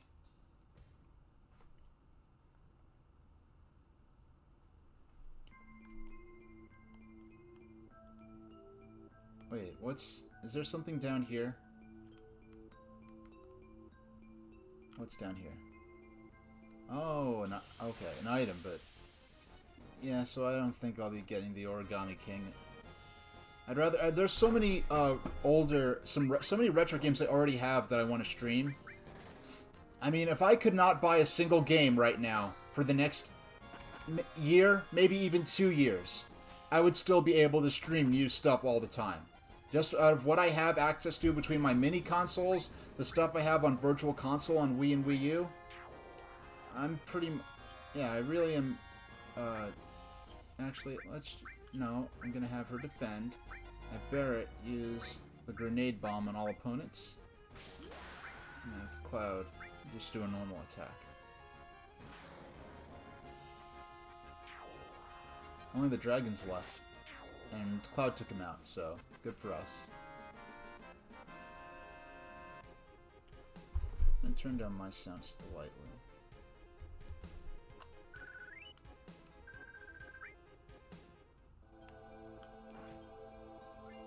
Received elixir. Oh, another item. Okay. I'm just happy to be getting encounters right as I get up to these treasure chests. The speed run for this, every single step is planned out to the point where people play for hours counting every single step they take, and it's really crazy how precise. I mean, and then with other similar games that work similarly, like the original Dragon Quest or Dragon Warrior for NES, that game is plotted out so precisely that it's basically like you're not even playing the game, you're basically operating the game to the point where if you have the inputs memorized, you could play the entire game perfectly blindfolded.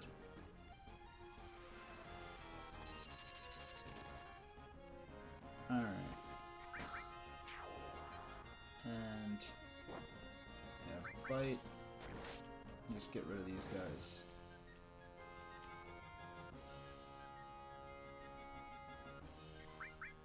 I could speed up time a little bit just to get through this.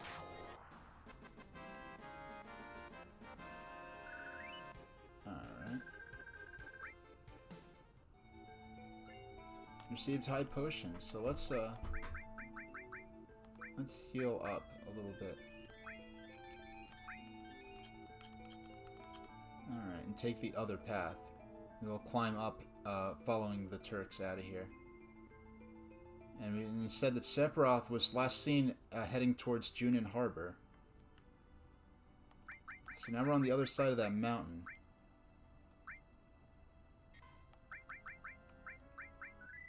Junin area, so... Junin area. It sounds like it's a Junin area, like it's some kind of... Oh yeah, there's Fort Condor. You can go there and play a real-time battle... like a real-time it's a strategy game that they programmed into this. Now, I'm guessing the harbor is. I don't know exactly which way it is, but let's see what these things are. I want to speed through my first encounter with this new type of creature. Attack Neo-Sephiroth.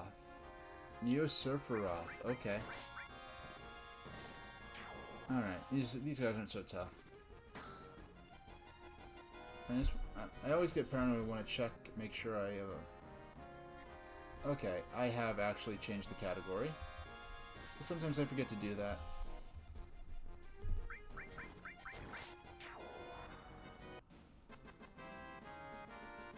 Now, I'm just looking at my layout, when we leave the battle, I just want to see... Okay, it's laid out good. Okay. I think it's north. I have not played through this since 2002.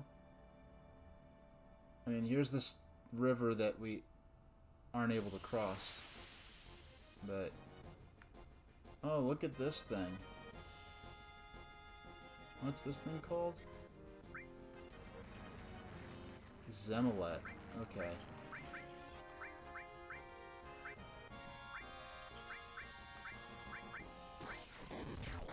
Okay, that was a lot easier. Wasn't so tough.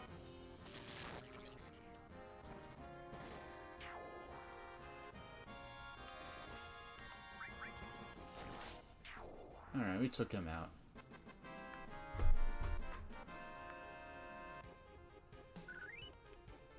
I mean, I like the whole running over the overworld thing. What it kind of reminds me of is that scene in, what was it?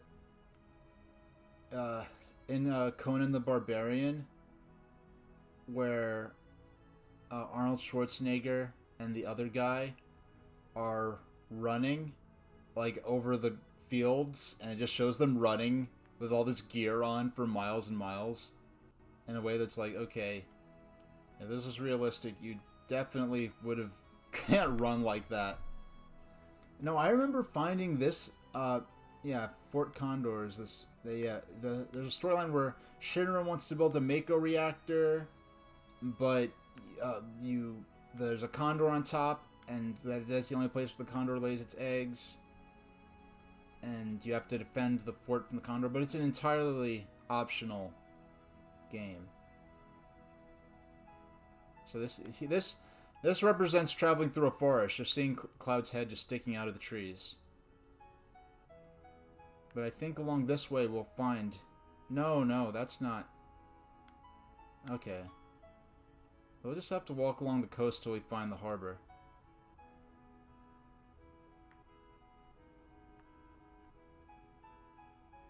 I like that we haven't gotten into a battle in a while, but...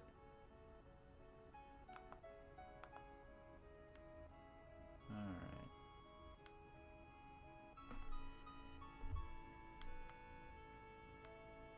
Hey, that's fine. You could...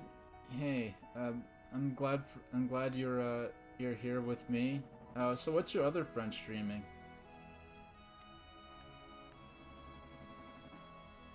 I do not remember the harbor being this hard to find. Was that it in the distance? No, no, it's not.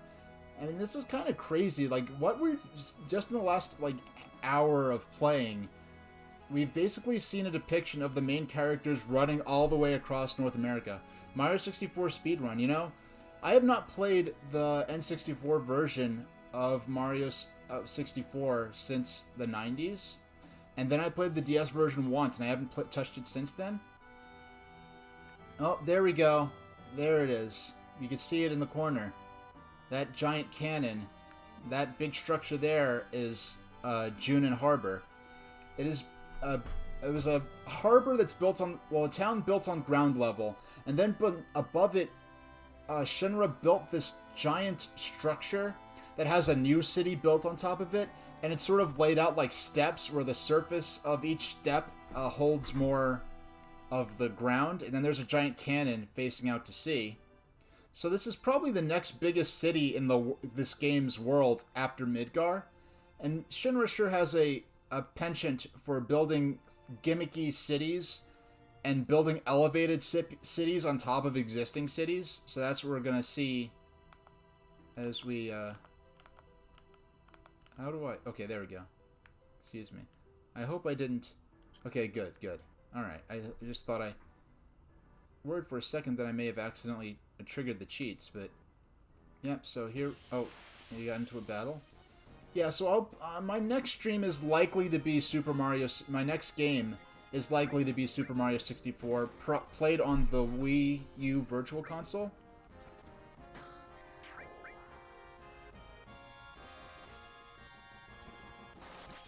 There we go.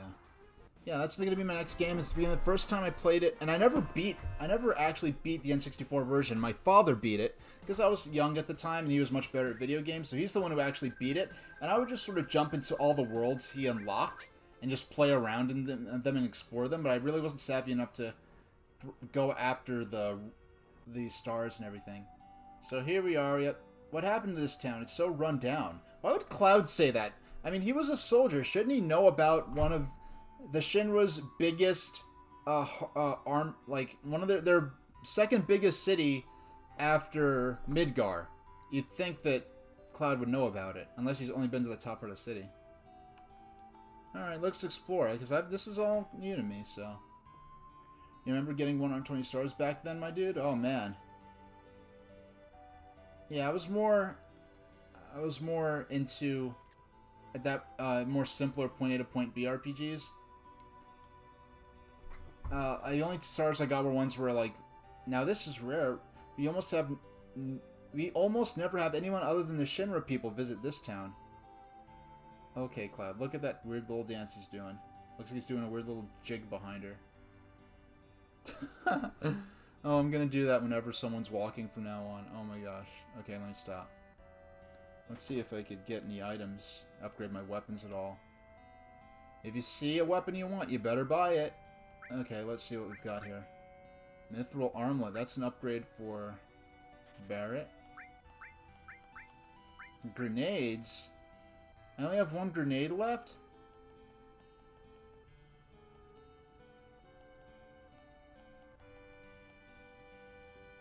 Yes, 20 grenades. Got 5 more potions. We have the tent. Alright. Let's equip Barret with his new 4 slots. And what is his materia? I forgot what materia he has. Oh, he doesn't have any materia, really. Yeah, there's nothing. Yeah, I keep saying, oh, he has no materia. Then I look at what materia I have, and I'm like, oh, I'm not that interested in it. I remember the first time me and my brother were playing, somehow we ended up getting at least 1 or 2 summons at this point. Platformers were my thing in middle school. You played the crap out of Mario. Oh, man. Mystical Ninja. Are you talking about... well, no, they're specifically Mystical Ninja starring Goemon. That game... Oh, if there's one game I could wish to get a full HD, total, ground-up remake, it would be Mystical Ninja starring Goemon. If you're not familiar with Mystical Ninja starring Goemon, that's a game I'd love to stream someday. I have the cartridge. I don't have the means to play N64 games in HD right now. I know you guys want to go to the Western Continent, but the only way is on a Shinra ship. Ever since Shinra built that city up there during the war. Ugh, ugh. There's been no fish in the water. It got so polluted. Phew. Oh, I can't go in? Okay, I can't go in there yet. Yeah, if you're not familiar with Mystical Ninja starring Goemon, that game is pretty much Mario 64 meets Ocarina of Time, but it came out before Ocarina of Time.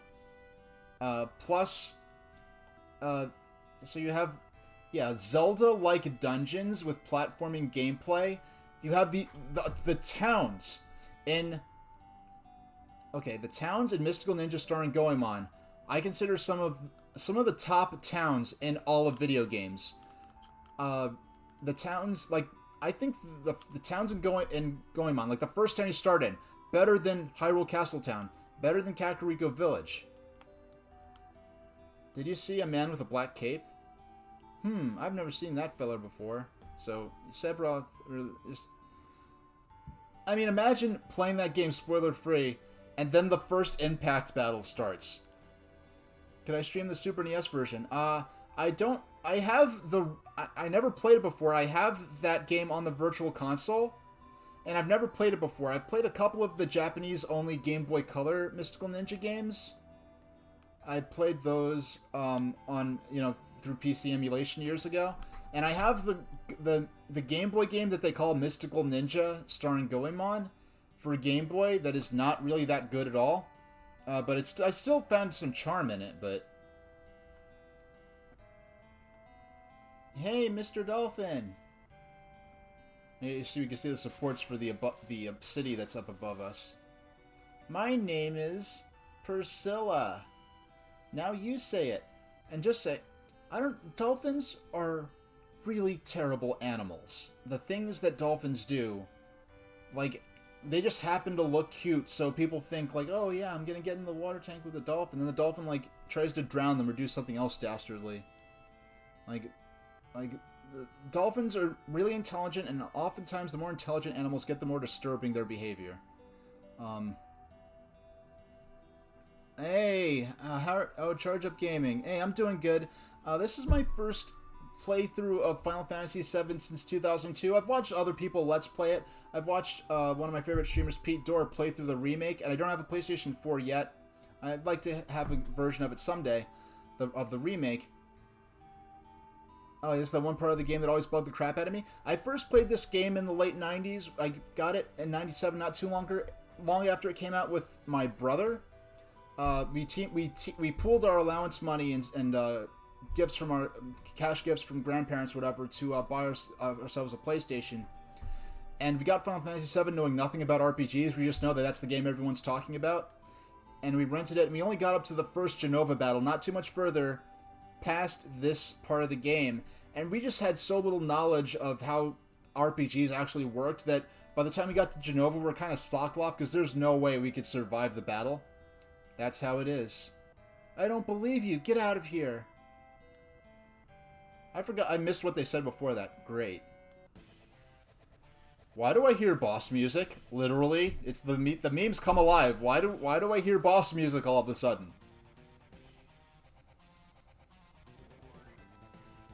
Be careful, Mr. Dolphin. That thing was probably trying to protect you from the dolphin, little girl. Dolphins are going to be really messed up animals. Okay. Hey, hold on, we're coming. I like how they all walk into Cloud to start the battle. They can't just have all three of them run up and attack. Alright. We'll use one grenade. Just one. One grenade per character. Bolt. I'll have... Yeah, this guy's called Bottom Swell. I think I had a Lapras named that in Pokemon that I named after this creature. Oh, Cloud can't reach him. Like, this game is so inconsistent about which flying enemies the... Okay, so I'll have Cloud throw grenades if he can't reach him. I know spamming grenades is kind of cheap, but if I genuinely just can't reach him, then what else am I supposed to do? Yeah, so I'm actually glad I only played through this game once, I think, your freshman year in high school? Okay. Yeah, that was about when last time I played this myself. I'm only playing... this is going to be my last stream of Final Fantasy VII for a long while. I want to move on to other games. I really kind of just wanted to play through this... Oh, excuse me. I forgot Barrett can't. Okay, so... Oh yeah, Barrett, I replaced this gun with a cannonball, which is a more effective attack. Well, it's more powerful than the gun he had, but it doesn't have distance capability. It's not a ranged weapon. So I'm really probably only going to play through when we reach Costa del Sol, which is probably going to happen today. Excuse me, I'm talking, I'm not paying attention to what's going on in the fight, so I'm using ineffective attacks. And this guy really can jack you up good, so...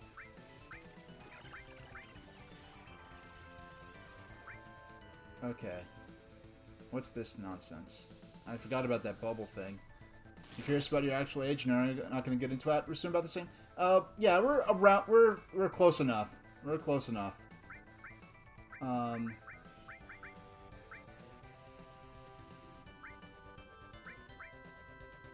Okay, so Cloud's gonna... Oh, I didn't realize Cloud's gonna perpetually lose Aerith. I'm gonna use Bolt. Oh, okay. So anything... The bubble counts as an enemy? Can I attack...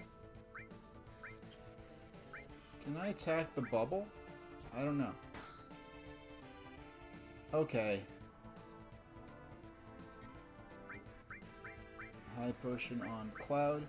Yeah, if I don't pay attention, I can die here. Yeah, there's a Costa del Sol in, Okay. Gonna use Ice on Bottom Swell.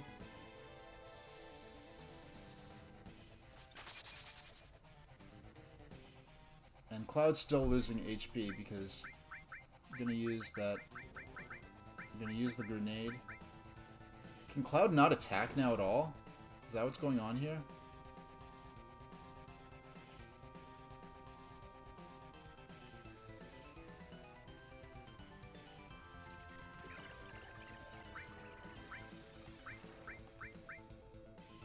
Okay. So is all I have... So is... Okay, all I could really do now is spam grenades. Unless... If I let them die and resurrect them with Phoenix down, it'll probably work, but... Let's... You know, let's spam grenades at this point. Because right... Yeah, right now... Only Barrett can do things. Okay. Oh, I need... There's the grenade. I went right past it. Yes, I do have all my battle stuff set for the easiest possible setting, just so I could talk and operate the stream and stuff while... Yeah, he's got his limit and he can't do anything with it. Well, once I beat him, there are no more random battles, so that means Cloud is going to have that limit break, that limit bar going into Genova Life, or Genova Birth, rather. Let's just speed things up. There we go. And grenade.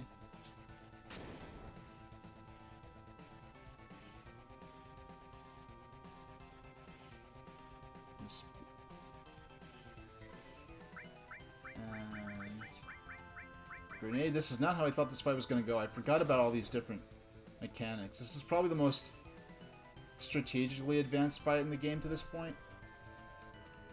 And just let it fill up. Is he out of MP or something and can't attack me now? Is that what's going on here?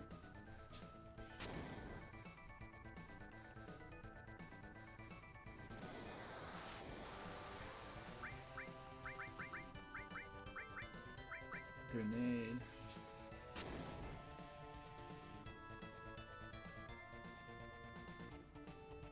Okay, so I'm gonna use Phoenix Down on. It should resurrect without the bubble. Okay. That's repugnant. Oh, and Cloud, because he died, he lost his limit. Okay.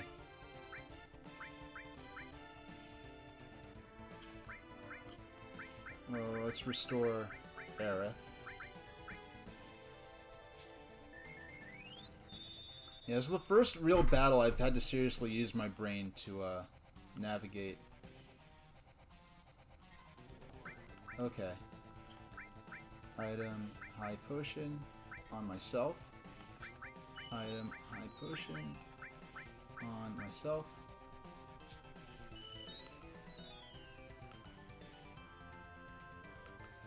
Big wave. Can use.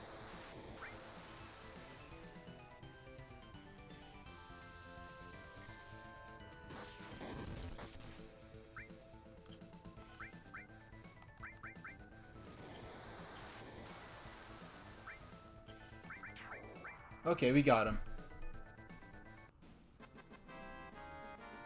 Alright, next we have the CPR minigame. And this is the first video game I've ever played where there's this playable CPR minigame. A second minigame I played... Wow, Meteor Rain. The second minigame I played, the second video game I played with playable CPR is Feel the Magic XXXY for the Nintendo DS, where you have to blow on the microphone on the touchscreen to do the breath for the CPR. This is bad. You don't think she's dead, do you? Priscilla!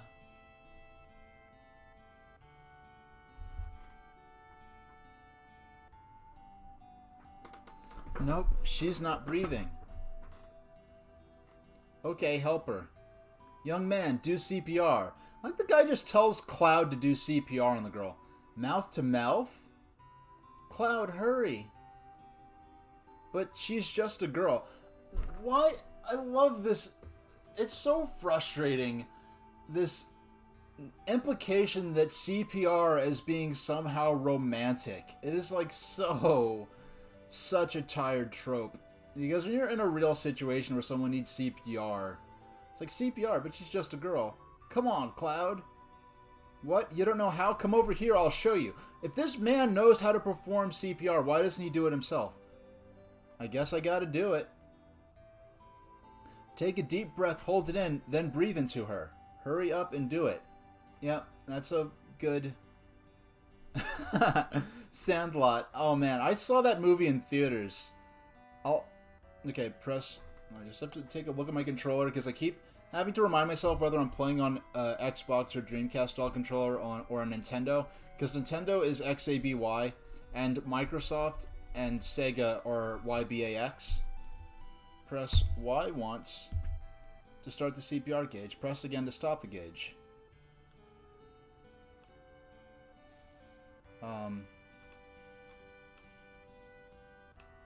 Oh, I'm not sure what I'm doing. Okay. Oh, I see. They don't give you a moment to practice this? Oh, okay.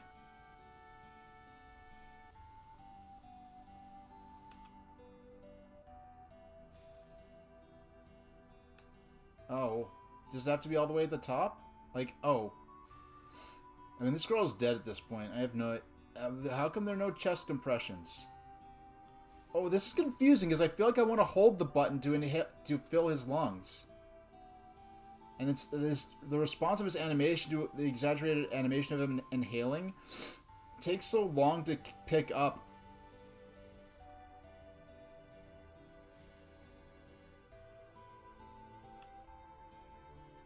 Is it supposed to be at the very top, or is it...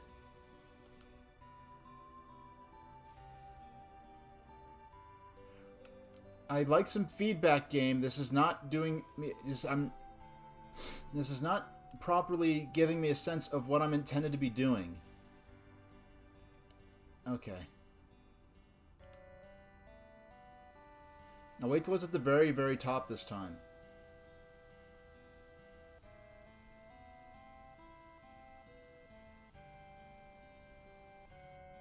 Oh, I let it go. Okay. This is... Oh my gosh.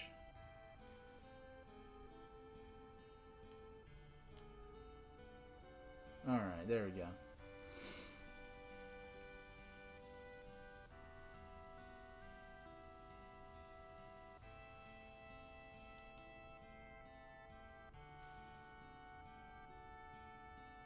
Just stop. It's not giving me anything to work with. Is going to the top bad?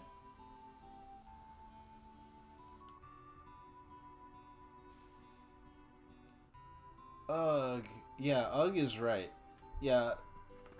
Even though it does fall into the CPR's romantic trope way more than this CPR minigame does, at least the CPR minigame and Feel the Magic for Nintendo DS actually gives you some feedback and you have a clear sense of what you're supposed to do.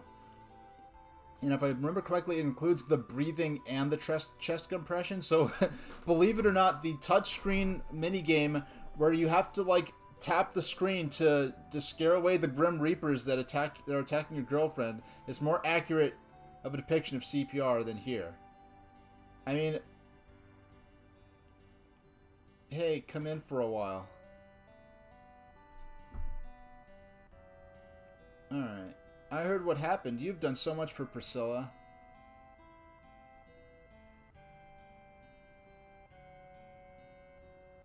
You all must be tired. If you want to get some rest, stay here. There just happens to be 3 beds and no toilet, so that's great. Great living condition. I mean, for a house with these... For a one-room house with 3 beds...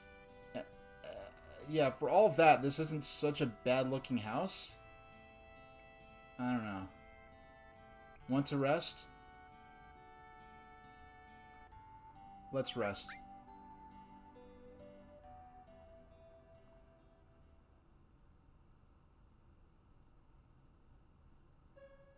That reminds me. You again. Who are you? You'll find out soon. But more importantly, 5 years ago.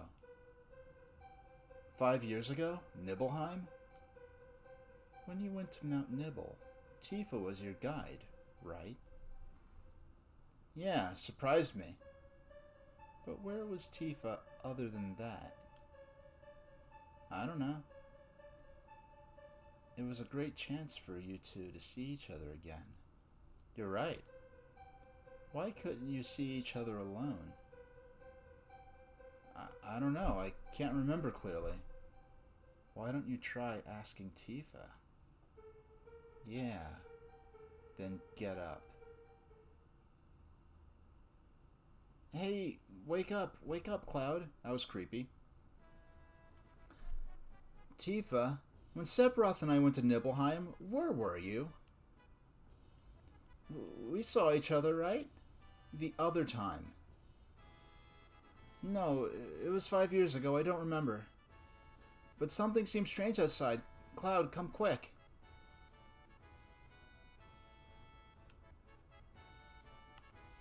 Just want to go out here and save real quick. Because there's no save point in the town. Oh wow, Cloud's by himself. Well, I guess that's appropriate for what's going on here.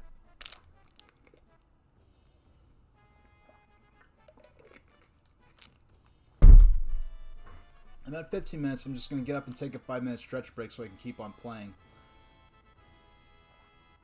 I heard that girl regained consciousness. Doesn't it seem a little strange? Everything's getting so noisy all of a sudden. Seems like something's going on up there.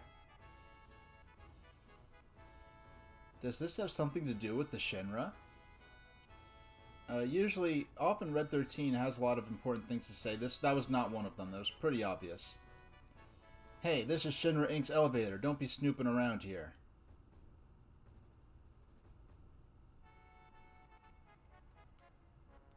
Does it seem a little strange that everything's noisy all of a sudden? Seems like something's going on. Alright. I don't know what the... It's interesting how they built that gigantic loft just for this one house. Well, I guess there are rocks beneath it. I guess it was easier to build the house on stilts than to get rid of the rock. Are you alright now? Thanks for helping.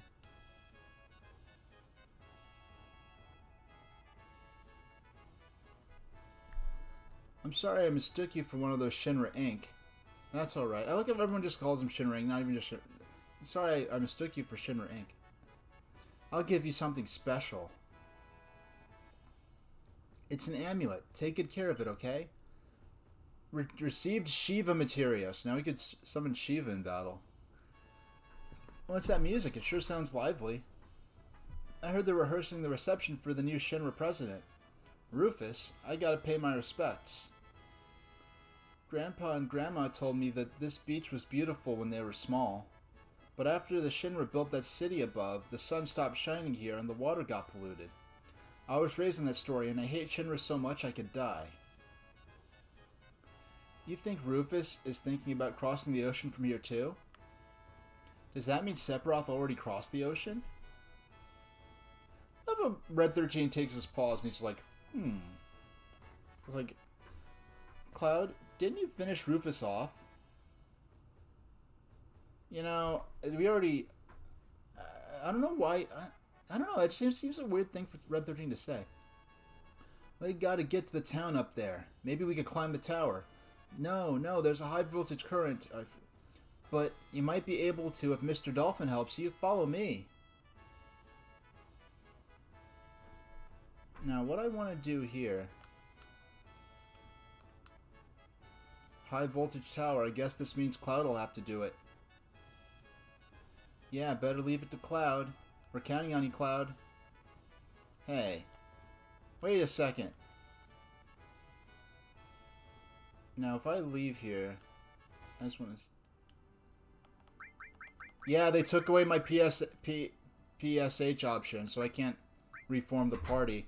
Which sucks, because I actually did intend to do some random battles and raise up Barrett's level meter, so that he could have his level up high in preparation for fighting the boss that we're going to fight later on. But that's not a thing anymore. I forgot that they take away the PHS. Don't you just hate this? You're probably right. That looks like a Shinra soldier. I don't know why Red 13 is just having a lot of bonehead dialogue here. Yeah, I'd like to take a good look at the new president of Shinra Inc.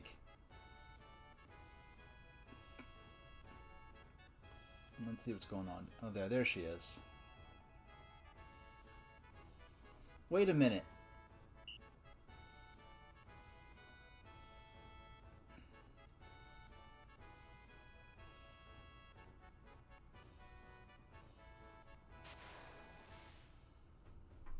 Now ain't that something? I ain't never seen no dolphin jump like that. Oh boy. Gee whiz, this writing.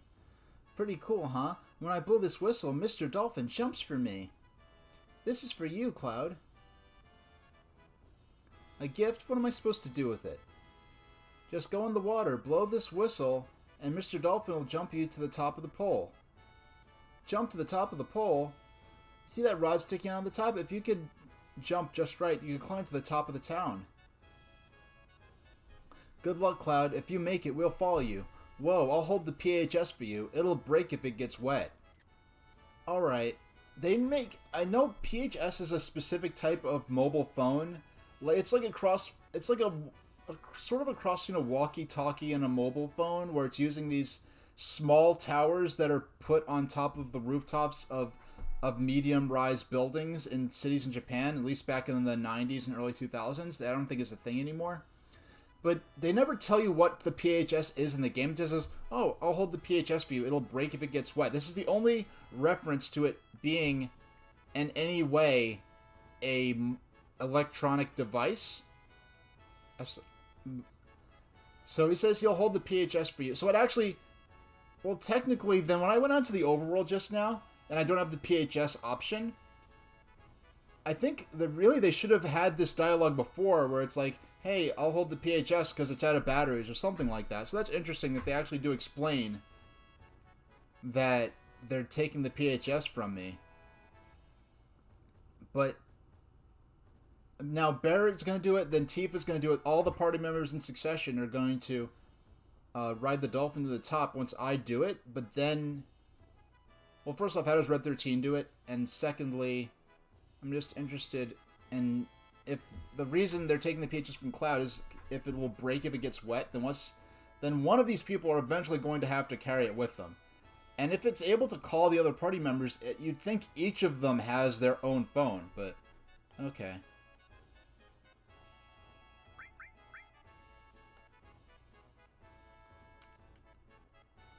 Okay.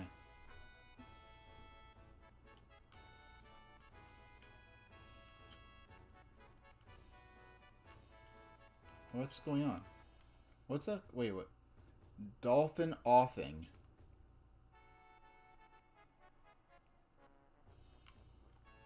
Wait, what? Why isn't it doing the thing? You want to have a double with Mr. Dolphin? Sure. Okay. Alright, I forgot exactly how this works.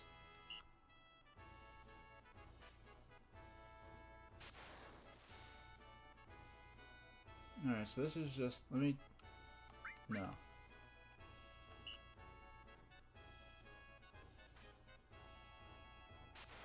I almost got it there.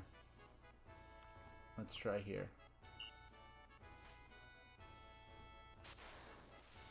And that perspective, it feels like... I don't know, the same thing happened with the, when that pole was swinging, when you were climbing the wreckage to get to the center plate of Midgar. It just felt like where Cloud is there, it's just skewed really dramatically. I'm using reference points. I'm going to try just being hidden. I don't know, it keeps feeling like it should...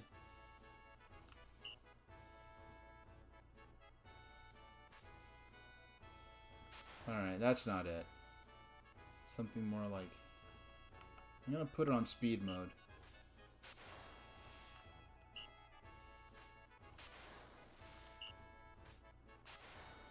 Oh, this makes it so much more humane. Oh. There's high voltage cord running through the tower, don't go near it. Oops. Okay, I got too close to the electricity then, I guess. No. Let's try this.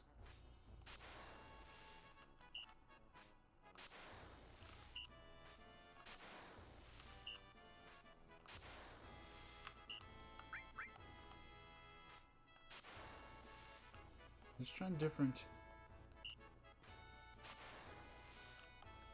Well, like, where am I supposed to go exactly? Huh. I'm just trying different...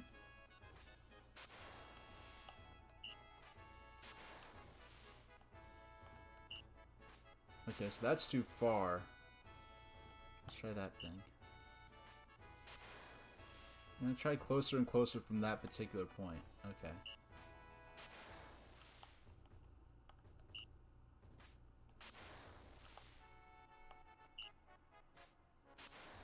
It's like so close.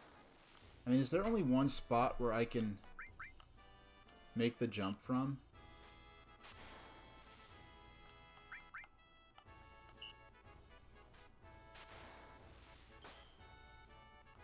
Oops.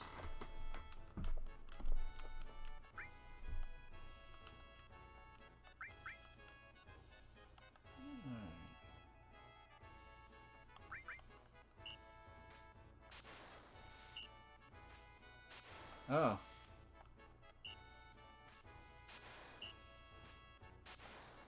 You could jump.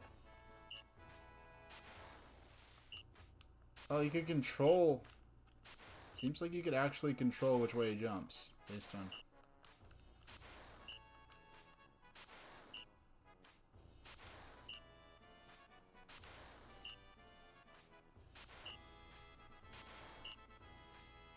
There we go. Hallelujah. Okay. I mean, Cloud should be soaking wet. Imagine standing on a beam like this on an electrified tower. I mean, just even without the electricity. Oh, this is one of the famous scenes of the game. You see this giant Shinra airship. But I guess it's not ready to fly yet, because Rufus is not taking that today. Sky hype. So I'm guessing this is presumed to be taking place in the afternoon.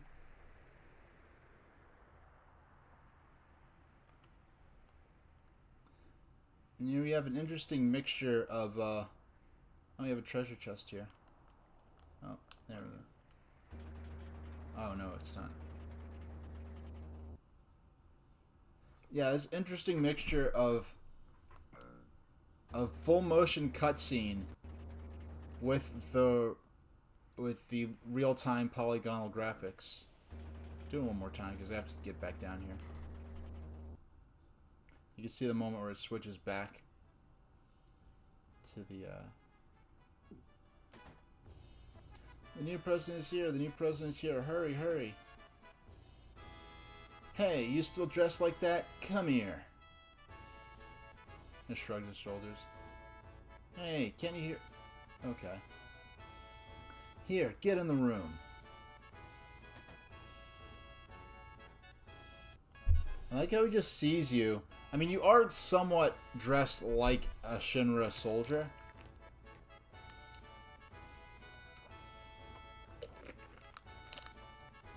It is the big day when we welcome President Rufus. Hurry up and change. Yeah, I'm feeling good, so let's play another hour before I take my break. If I need to take it sooner than that, I will, but set it for an hour. Let's go for it. And there's a uniform in the locker. Hurry up and change. Fortunately, it's my size, I guess. It's the Shinra uniform. Change or don't change. Well, we obviously have to change to progress the scenario, so. Brings back memories. Quit yapping. Hurry up. But this is not the uniform Cloud was wearing when he was in Soldier, but I wonder when it was. I couldn't stand wearing this thing anymore. Yes, now his model has been replaced with a standard Shinra-like trooper. Wow, you look good in it. You remember the greeting procedure, right? He shrugs his shoulders. The look on your face says you forgot. Alright, I'll show you again. Just do like I do. Commander, we'll help too.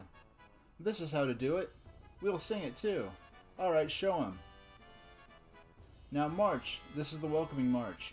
Then I'll sing along with you. Quietly. Ah! Ah! Hey, come on now. Now. And march. Keep in step with the soldier next to you and march smoothly. Rufus, Rufus Shinra, we are Shinra Company, the new president. They're just, okay, we're not even showing us most of the words. Once you're all in step, shoulder your gun. To soldier your gun, press A. We'll practice some more. Remember to march smoothly. Realization of the new era, new president, Rufus. Let's assume this is like maybe 2 days after they left Midgar. Oh, Shinra. No, I don't have a clear idea of what I'm supposed to do. Gibbons in time with the soldiers, so just march. Once you're all in step, shoulder your gun. To shoulder your gun, press A. Yeah, all clear, whatever. Make sure you do well at the real parade. Rufus has arrived. Preparation complete. Alright, showtime. Don't disgrace yourselves. Yeah, and so these buildings are built along the edge of the steps of this staircase-like elevated city. So we're high above ground level, but this time we're on kind of a staircase thing instead of those giant plates in Midgar. Let the welcome parade begin.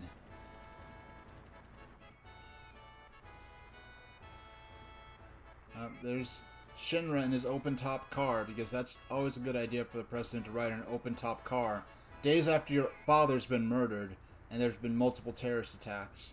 We're just gonna have the president ride around in an open-top car. I'm sure it's a good idea. And once again, another interesting mix of... Look at that giant cannon up there. I'd hate to have that thing locked on you. Now you get a good view of what the actual city is like. See the sort of stair-step things going on either side of the giant gun. I mean, look at the apartment buildings and then look at the gun itself. That thing is ridiculously big.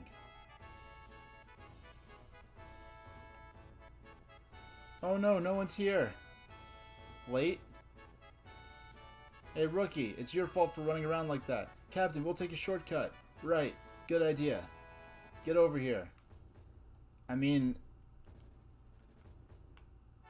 Oh, actually, I could go back in here? I can go back in here?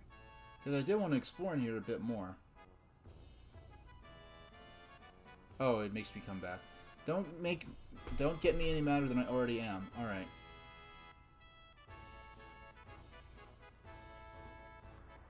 Oh. Doggone.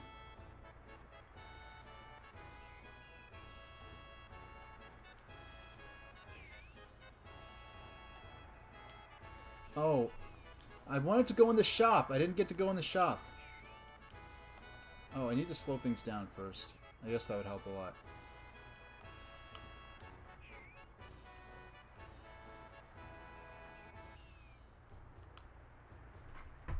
Hey, don't play around. I like how all these formations just happen to have one soldier missing. Charge!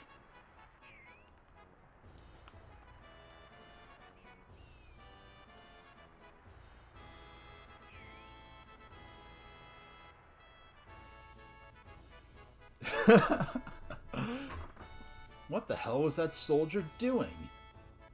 I don't know. Are the points up? This is terrible. Am I fired? What? You're fired! Send that soldier a bomb or something. Received grenade. So apparently the TV ratings plummeted because one soldier was out of step in the formation. I mean, in a dictatorship like this, you'd think they would... Well, the guy who messed up getting the march ready is gonna, like, probably get hung or something.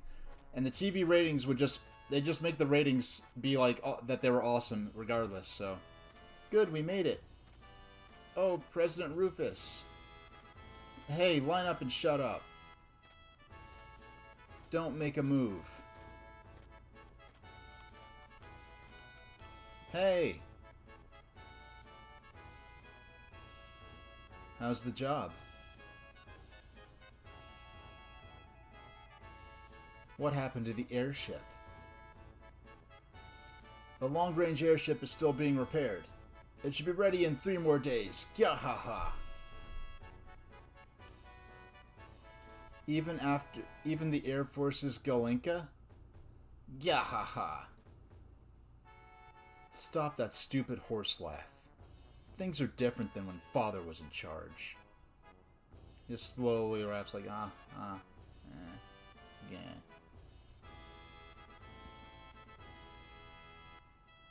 Is the ship ready? Yes, sir. We'll get it ready quickly.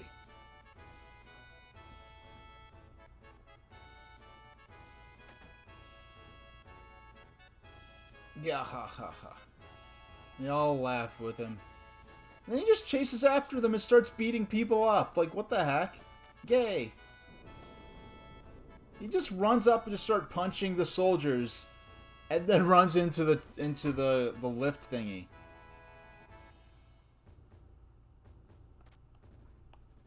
What a disaster. Heidegger was really irritated. The man in the black cape's been roaming the city, but we can't find him. A man in a black cape? He showed up 2 or 3 days ago and killed a few of our soldiers. So, I guess if Sephiroth got here 2 or 3 days ago, let's say this is maybe 4 or 5, maybe up to even a week after we left Midgar, because there's no apparent time progression other than the times you sleep in the inn. So, I don't know. It's not like a game where the only depiction of time passing is what the game gives you. There's no real-time clock, and the time it basically always assumes it's daytime, except for in Midgar or in Cosmo Canyon or in the dusky evening when we were up on top of the aerodock thing, where we saw the airship. He disappeared right after that. There's a rumor that going around that it was Sephiroth. Attention, dismissed.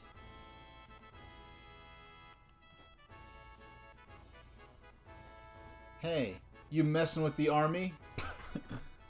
Who cares, or what if I am? What if I am? You're too lazy. No break for you. Get over it. Damn! This is the military soldier. Your orders are today are to send off President Rufus at the dock. I think if I didn't realize it would do that. I think you do have a chance to roam around and shop if you give the right answer. I thought that was just flavor text, but apparently it actually... Alright, line up in order and show me your final pose. Today's command is formation. Why today? Is it like the word of the day on Pee-wee's Playhouse? Remember it. Ready? Junin military send-off. Begin. Left, right. A, B, X. Okay. Y. Oh, I'm gonna mess this up. Alright. He's not even responding. Right turn. Now you try it. A. Alright. X. Y. If the A, B, X, and Y were in like the actual formation they appeared at in the dog... Yeah, I've got it. I might as well. Alright, don't mess up during the real thing. Commander, what's today's special pose? Huh? I haven't decided yet.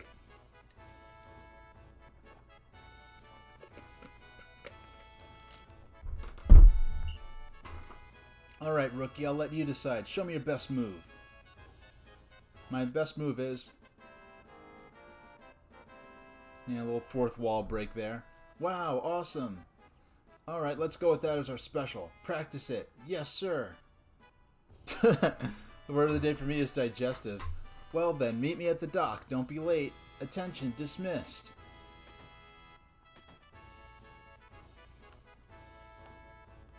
Alright, so we do... Okay, here's a save point. Alright, so we do get to roam around a bit.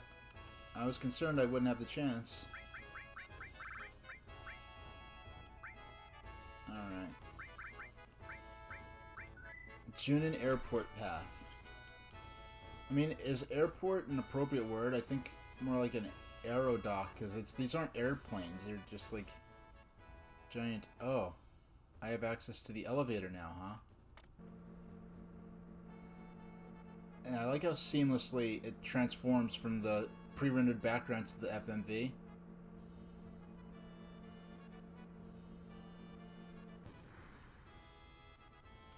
Okay, so it's actually going to let me...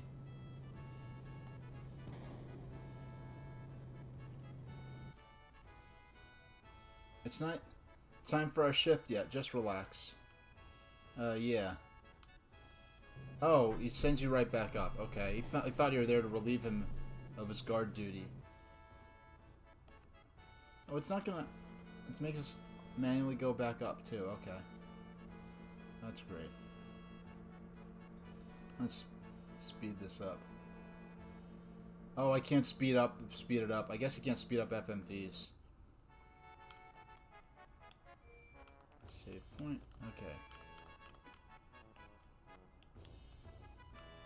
There we go. Now I can see what's going on. I guess, okay, so that's... Hey, here's... Is that one of the Turks over there? Jeez.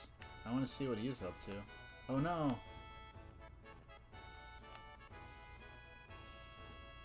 I guess you're not meant to be able to talk to him at that point, but... Oh wait, here we go. Just want to look at all the different paths. Come on, forget about your job. Step right up. Alright, this sounds wholesome. Welcome. I was just starting to get worried. You see, our sales were pretty bad today. Hey, materia. Scent, steel, Revive. Equips revive magic. Oh, I already have 2 of those. Wow, I already had 1. Alright.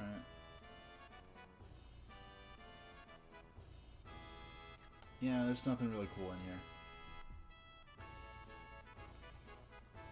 Oh, excuse me. What's this? Oh, look at this. Yeah, hey, yo, our weapons are the best. Hard Edge, yeah. A new weapon for Cloud, I'll take that. The Grand Glove. Atomic Scissors. Oh, I feel like we just got Boomerang. Yeah, that's for a character we don't have and probably aren't going to have in this playthrough. Well, at least we get equip Cloud with the weapon now.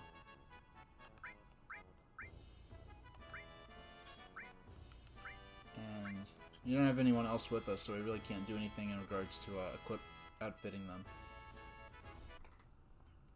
Oh. I don't remember this before. I never seen this before in my life. I didn't. Looks like something's going on outside, but we're too smashed to do anything. Is that? Yeah, I thought that was rude. You two. Then take your mask off and come here. That's the rule. Yeah, these people aren't social distancing. They make you take off your mask. Yeah, I'm not going to take my chances here. Seems you're a little young, too young to be in here. I guess they're all shooting dice or something. Or they're all playing Jonkin? I don't know what's going on. I'm sorry, it's all rented out today. That looks like a witch on a broom in front of a crescent moon? Okay.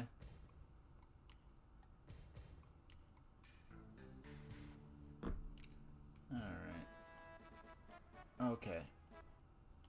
I never saw that room before, ever. I had no idea that was in there. Okay, oh, that's the way out. Let's see what's in here. Got any good stuff? Oh, a soldier, welcome. Item shop. High potions, finally I could buy high potions. I only have 3,000 gil, but I can spend 1,000 on some high potions. Let's get one more for the road, because we already got weapons and stuff. It doesn't seem like there's going to be anything else really useful. And then I go into this shop, and there's something awesome that's like 100 gil more than what I have right now. Hey, how could they do that? No one woke me up. Oh, 4 bunk beds, huh? Okay. Yeah, see, this isn't as run down as the slums of Midgar, but... Okay, that dog's just scratching his fleas. It's a toy soldier or a small, tiny person. Received 1 in 35 scale soldier. Okay. Received mind source. Is that a curtain I could walk through? Okay. Received luck source.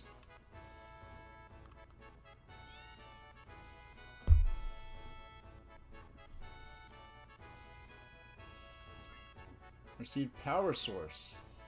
I'm not going to the parade. The road to becoming soldier first class is very difficult. Received guard source.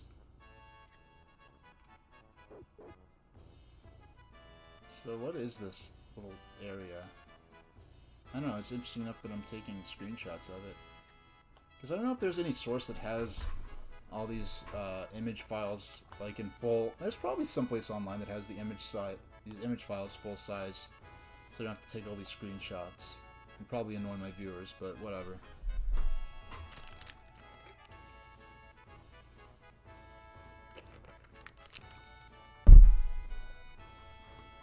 What's down here?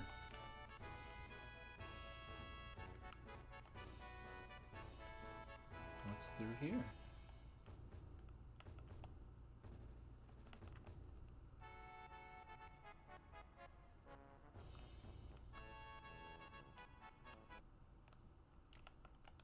Oh, here are the rest of the Turks? Just when I think the job's boring, you guys start messing around. The president is safe because we're here. You're here drinking. What's going on here? Come on. Stay out of this, says Sung. Let's see what this guy says. How's it going? If you're looking for Jun and Doc, it's over there. Okay, so to the left is where we need to go to advance the story. So I want to explore a little bit over here because I didn't expect to get this far. Okay. So I didn't expect to get this far this fast. So we are kind of a little ahead of schedule theoretically. But I know the point where I do want to stop, because that'll be a good point. If I were to stop and put this down for a few months even, where I'd continue from is a good place to pick it up from. What is it? The elevator's out of order for inspection. You know, right under us is a submarine dock and the underwater Mako reactor. Oh. I never got that far in the games. I heard mentions of an underwater reactor, because I have spoilers for the rest of the game. Loose spoilers. I have a general sense of what happens, but I don't know exactly. So, and I've never, even if I know the plot, I never got to walk around and talk to all the NPCs before, so it would be a genuinely fresh experience for me to continue. Okay, that's where the rest of the Turks are hanging out, except for Reno, who is at that other place. What's this? Are you sure it's alright? Nap while on duty? Forget it. Come again. Oh, another save point. It's a little closer to where we were at before. Well, a little closer to where we need to go, so... Not that there are any enemy encounters that I'm aware of, but... Okay, so there's in here. Let's see what's upstairs. Probably just a room with some beds. Oh, use this. Please come in. Welcome. No charge for a smile. No charge for a smile. Okay. There are lots of stores in Junin. If we don't do this, we can't compete. But what bothers me is that the girls make more than me. Welcome, materia shop. Fire, ice, lightning, earth, poison. Yeah, I'm not really interested. Okay, let's... Thank you very much. I used to be in Soldier. Afterwards, I opened this shop. But to tell you the truth, I'd rather be at the shop downstairs. Accessory shop. What's... Oh, I don't even have enough money for that stuff.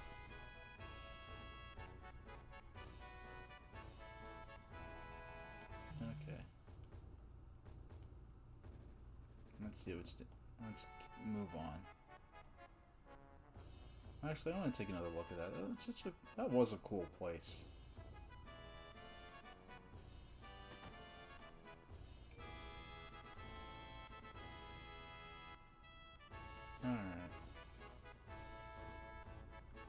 Alright, so all these open doors I can't enter. Because I definitely didn't look... Last time I didn't play with the cursor on, so I don't think I even realized that it was possible to come in some of these buildings. Hey, aren't you still on duty? Look, I shouldn't talk, but... Let's see. Received speed source. Are these items that just increase our vitality? Or our stats? There's a sort of... Shinra managing. This is so embarrassing. And they told me I'd be staying in 5-star hotels on these trips. Yeah. I guess it's supposed to be next to a pipe or a boiler room or something like that with that rumbling. Okay, there's only one more. Hello. Kinda stuck here. Okay, there we go. Yeah, it's weird the way they lay these out in relation to the actual graphics sometimes. Oh, welcome. We don't have much of anything now. I forgot to order enough for the last time, but feel free to look around. Mithril Saber. Mithril Claw. I think we already bought one of those for Tifa, and we just didn't equip it. So that's the same selection as the store downstairs, which is... Well, downstairs, in the lower city beneath us. Weapon accessory. That's such a cool... Alright. What's this? Oh, you can't do anything with this. Alright. Yeah, this patriotic marching music. Someone did a remix, I forgot who, on YouTube of this, and it's just a great, like orchestrated version of this. But then at the end where it goes dun dun dun dun dun dun dun, and then it turns into the 20th Century Fox theme, and it's so unexpected, it's hilarious. Then I kind of spoiled it. I don't even know what it was called, but what the actual. All right. I think we're about to board the Shinra freighter. I mean, imagine you're the president of Shinra, basically the president of Earth, and you have to cross the ocean in a freighter. That's kind of embarrassing. President Rufus has now arrived. 10 hot. This is it. June and military reception. Hey, I see Red 13 peeking back there, over that column in the back. B. A. X. Oh, shucks. Left face. A. Left face. Oh, come on.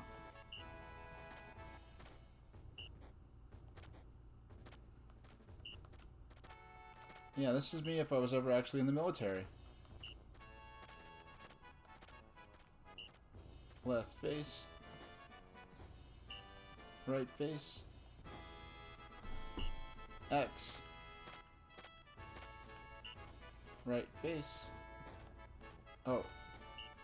Right face. Oh. B. X.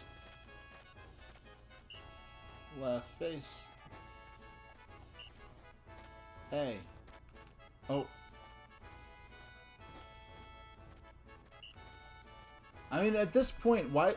I'm locked into this because of the controls, but wouldn't he stop doing this at some point and, like, just try to skip to... Okay. Oh, it almost looked kind of okay. Special. Hey, I did that one right. President's mood gauge. Imagine the president just standing there looking at all this.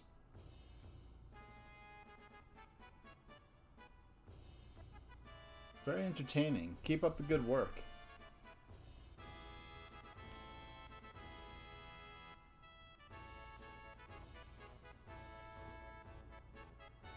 Just walks up to laughs in his face. Yahaha, here's a special bonus for you. A token of the president's kindness. Don't forget it. Received HP plus materia. Hey, not bad. I actually... Okay, I did good enough to get HP plus materia from the president. Okay. Once the word gets out that Sephiroth's here, Cloud and his friends will show up too.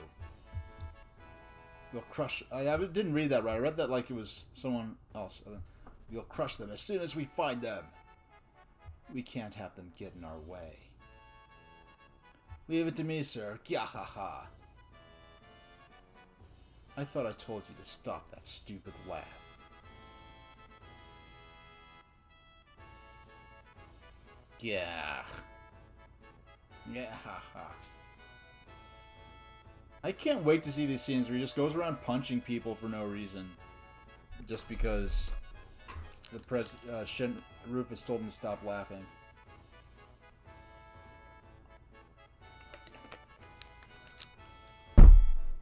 Alright, dismissed. That was close. Heidegger's been really edgy lately. Because Hojo disappeared, leaving a letter of resignation. Heidegger's been forced to take over that investigation, too. Hey, I thought you were dismissed.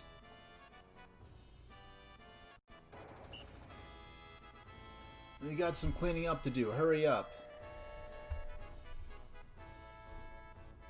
Okay. And we've boarded the freighter. We'll cross the ocean to the new continent. Why would they say the new continent? It's not like it's an undiscovered continent. They should know. It'd be like if I was taking a boat to Europe. I'm like, we're going to the new continent. It's like, okay. Even if we are wearing Shinra's uniforms. I like how it actually plays the overworld music for this. Apparently the boat was the size of this, half the size of the city we just left, but we know this is not all to scale. And this scene coming up is the furthest we got. We never made it off this boat when me and my brother played this back in the late 90s. Alright. This track... Now, in the lack of voice acting, the soundtrack really puts together the really gives the game the character that is missing from the lack of voice acting. That wasn't possible at the time. I'm working hard already. You still want me to do more? The new president's probably the shame. He's just going to order us around anyway. Received all materia. Okay. We don't have a party yet. Okay. It's me, Aerith. Hey, Cloud. Did you see the airship at Junin? I heard it was big, but I didn't expect it to be that big. That was really something. Do you think I could get on it? Maybe I'll take you someday. Keep hoping. Wow, I'm really looking forward to it. That's a Shinra military airship. Why would you want to be on board? That.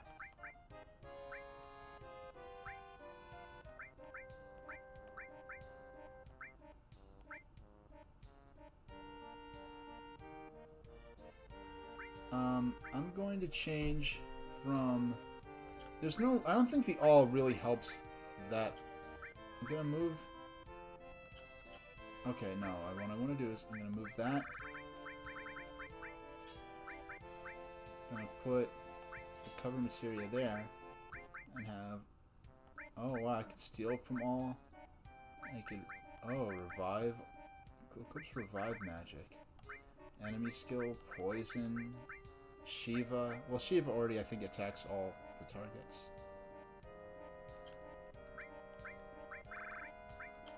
Let's see what I have. Restore and lightning. Okay, yeah, so that attacks all enemies with lightning. Equips heal magic.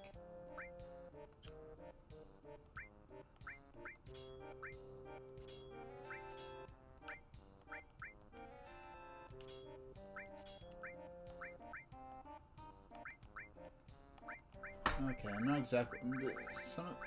I know there's a way where you could actually go in and see the effects of certain things, but I feel like I could put in...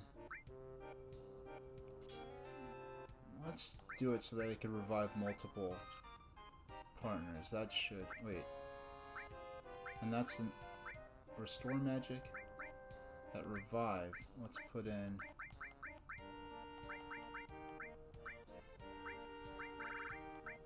Heal.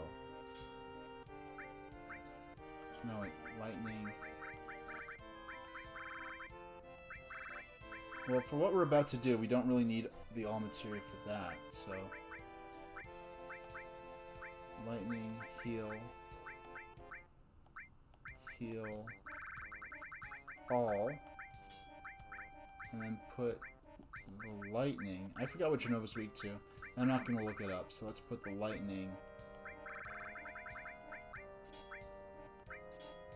There we go.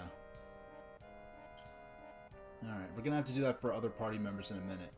Okay, so that's Aerith. Hey, get to work. Both the new President Rufus and Heidegger are aboard the ship. If we do good, we could get promoted. If you don't stop it won't do any good trying to stop me. Alright, I'm gonna show the new president what I'm made of.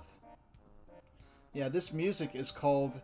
It's difficult to stand on two legs, and you'll see why shortly. Why the song is called that, not why it's actually... Okay.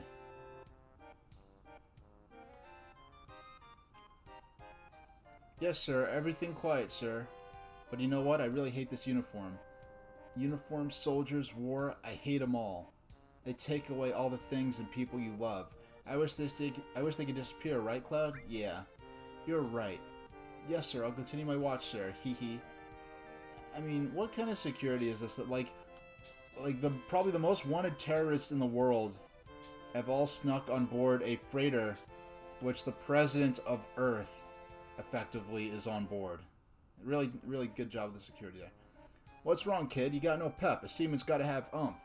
I'm tired. Something's missing? Something's missing? Hey, what do you mean missing? Oh, you can buy stuff from him. I have 14 Phoenix Downs. Buy a couple of potions just for the heck of it. That's nice. I forgot they sell you items on here. What is it? Oh man, we're almost to Costa del Sol. When I get there, I'm going to take a long overdue vacation. Maybe I'll go down to the beach and get a tan.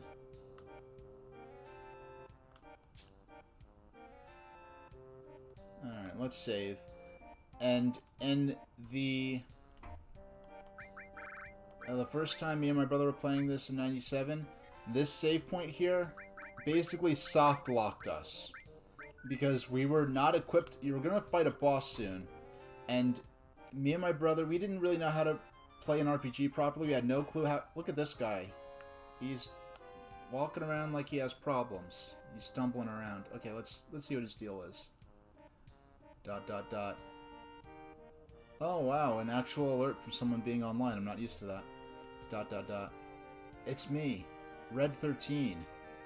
I'm a little woozy, but I shouldn't get caught. Humans only look at appearances anyway.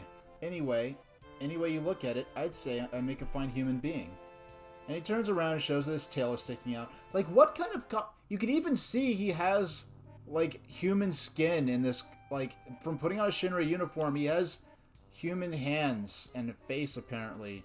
But his tail is still sticking. I don't know. It's video game logic. It's as serious and dark as this game can get. It also has this weird... It pulls off this interesting silliness to it as well. Can I... What am I supposed to do?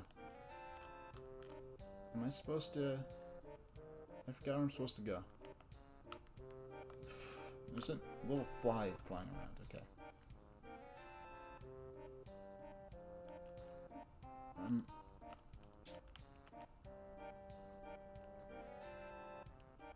Yeah, am I supposed to... Oh man.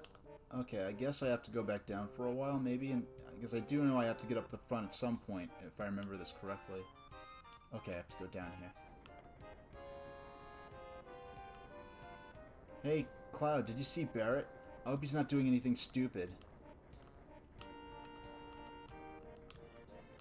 Alright.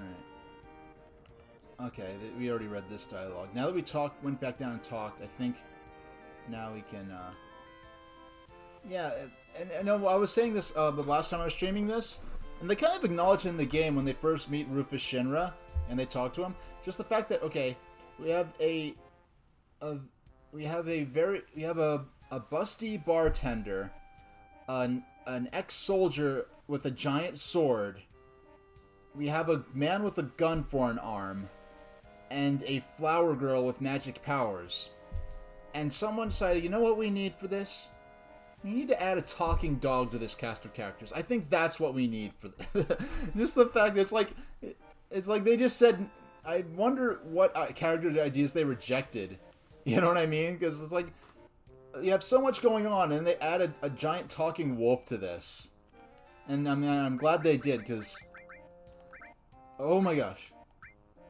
Okay. I mean, I saved, but still, I just want to save again. I almost exited the game. And that feature would probably be more useful with, say, like the PC version of this game if you were going to save and quit. Whereas here, it just seems kind of odd that you could... I mean, this is the Nintendo Switch version. I'm actually playing it on the Switch that you see on camera here, because I don't have a separate console cam yet. I have a 720p webcam. I only just recently started streaming. So I have a 720p webcam. When I get a 1080p webcam, I'm going to use that for my face cam, and then I'll set the 720p camera on my whatever console I'm playing on. Because I do like console cams. It's gimmicky, but it's the kind of gimmick I'm into. Look at this. That's the fact that he got onto the ship with the president on board with a gun for an arm. And they had a uniform his size.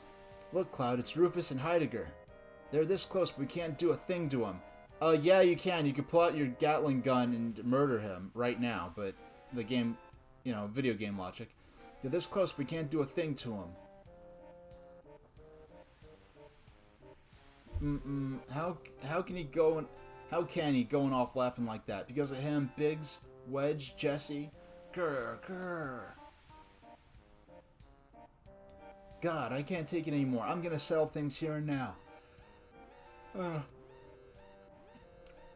Emergency alert. Reports of a stowaway found. Those not on detail, search the ship. Report when found. I repeat, stowaway sighted on board. Those not on detail, search the ship. Report when found. Damn, did they find us?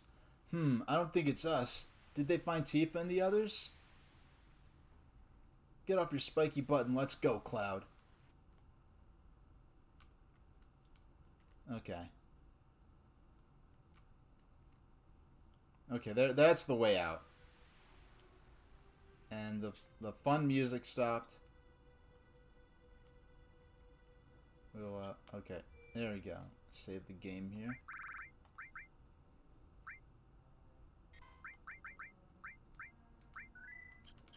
Yeah, it's one level.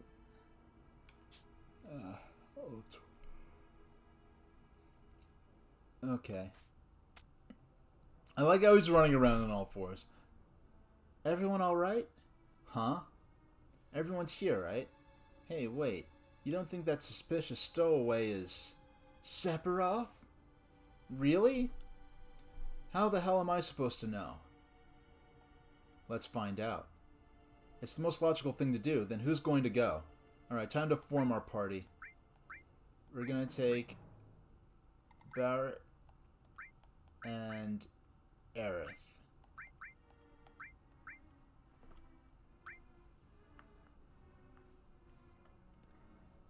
I mean, logically they should all go, but video game logic and the battle system can only handle 3 characters, so yep, out of the 5 of us, only 3 are gonna go see what's going on downstairs. Alright, let's go. These clothes are too tight on me. Can I switch with you? Oh, wow, they actually give me a chance to reform the party, if I choose to. Alright, we formed the party, so let's save again. I doubt I'm going to die to this. Back when I replayed in 2002, it was a real moment of validation when I did defeat Genova. Spoiler there for anyone new to this. And I say that not... I have had some... I mean, it's possible there are people... I mean, I've had at least one person watching some episodes of this that are unfamiliar with video games and with Final Fantasy VII, so I was explaining everything from the battle system, and they're watching for my first stream of this game last week, and because they joined Twitch to sort of look at cooking content, so they just sort of stumbled up in and were just sort of curious about it, and I was explaining the story and how the battle system works, and I actually got them pretty interested, so it was fun explaining it to someone who wasn't even, you know, much of a gamer. Okay, here we go. Uh-oh. This hasn't happened since the Shinra building. ... The engine room. A suspicious character. There's no way. Not a human. That thing's not human. Okay, let's see what's going on in here. Oh, we've got... Oh, wow. So there is a theoretical chance to,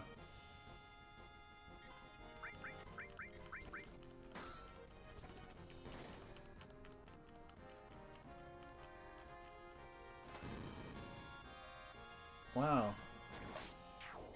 Wow, actually...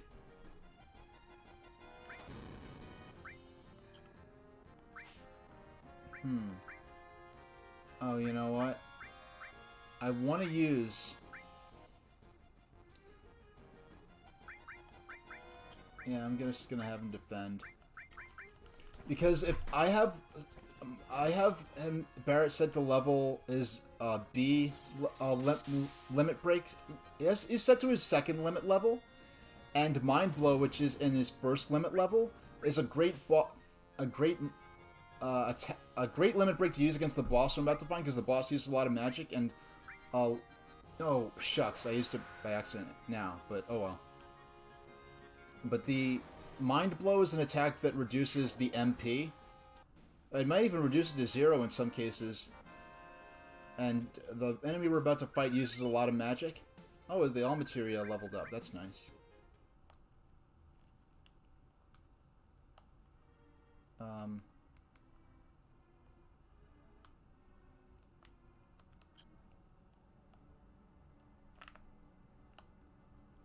Can I not climb? Oh, you know what happened? You see what I was doing just there when I was fidgeting around? The reflection of the ladder and the shiny metal floor and this in the backdrop confused me, and I thought the bottom of the ladder was down here, but it's the bottom of the ladder is here. Okay. There we go.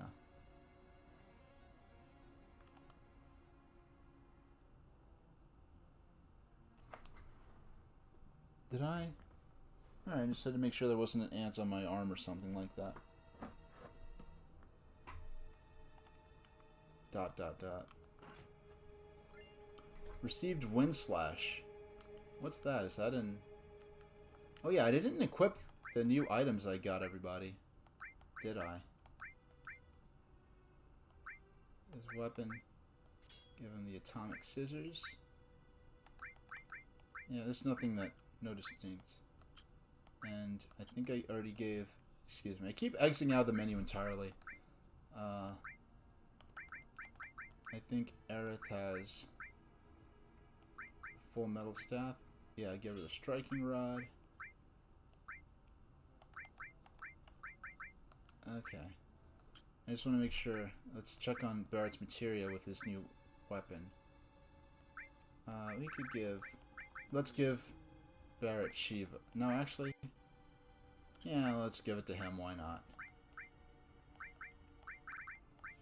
Shiva...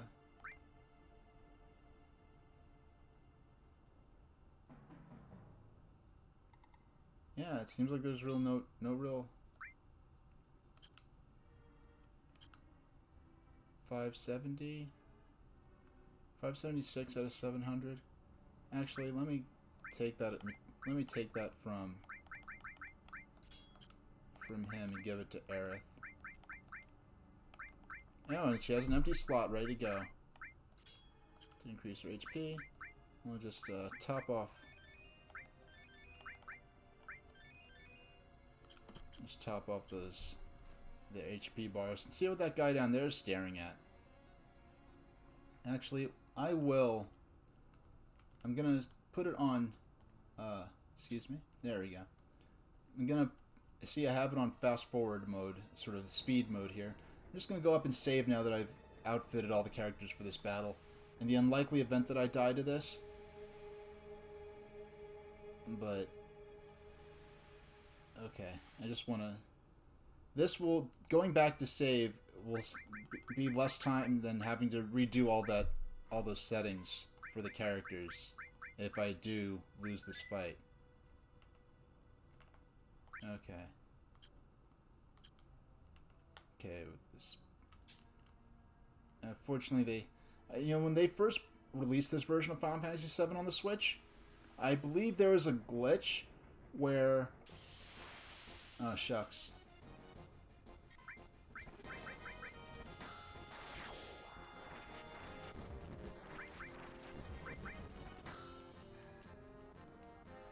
Alright.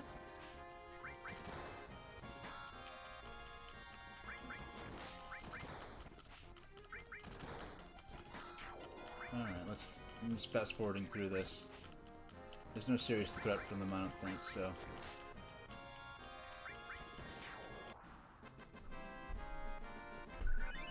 Alright, take the eye drops. Let's just top everyone off again. Yeah, what was I getting at? I was getting at something, then that battle distracted me. Oh yeah, oh, excuse me. Okay, when this first came out on Switch, and I think PS4 or something like that, there's whenever you left a town, the overworld music would start from the beginning, and it was really annoying because this game's overworld music is like an 8-minute long overture. So every time you left, you only kept hearing the beginning part of the battle. Whenever you leave a town, or whenever you got into a battle, And I remember some people defending it like, oh, it's not that big a deal. You're just making a big deal out of nothing. And then when they patched it, so I saw in the forum, I was on some of the same people like, oh, see, oh, this. I'm glad they made this change. Like, okay, it wasn't a problem. And you didn't think they were gonna fix it. Is it Sephiroth? And he turns around and just drops dead. Okay. I like how he blinked out of existence like an actual video game enemy. They just sort of blink and disappear. No, not Sephiroth. After a long sleep, the time has come. Look, Cloud. And Sephiroth materializes through the floor. Sephiroth, you're alive. Who are you? You don't remember me? I'm Cloud. Cloud. Sephiroth, what are you thinking? What are you doing? Think of your choices, Sephiroth. The time is now. What? What are you saying? And he flies up, and there is a something on the ground, and now we're fighting Genova's mother. I mean, Sephiroth's mother, Genova. So, with the music, the awesome music, of course. Let's summon Shiva. Oh, it's a Poisana. And Bolt 2. Yeah, and this right here is as far as me and my brother ever got the first time we played Final Fantasy VII.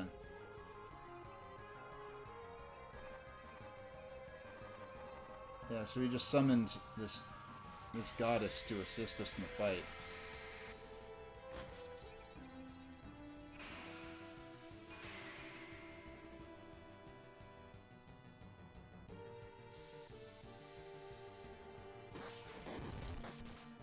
Nice. Tail Mazer. Hey, Earth reached her limit break. Let's use Healing Wind. Even though Aerith's the only one that's really...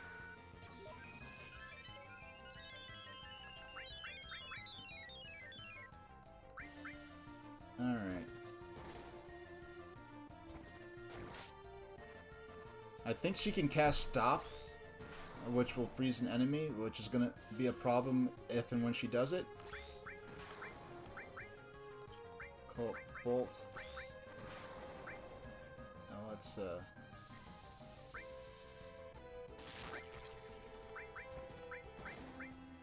Bolt 2. Let's use the hard edge next time. Let's do some normal battle damage. I don't even know, like, the enemies have thousands of hit points at this point in the game. Let's see. Ice, attack.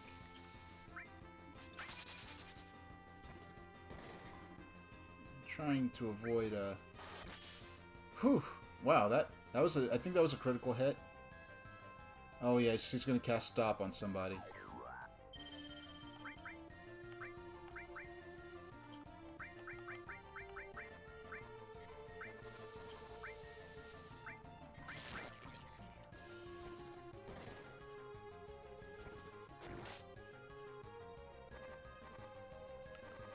Let's just fill up their bars. Hurry it up to when I can make the next attack. Okay, we're all in good shape in terms of...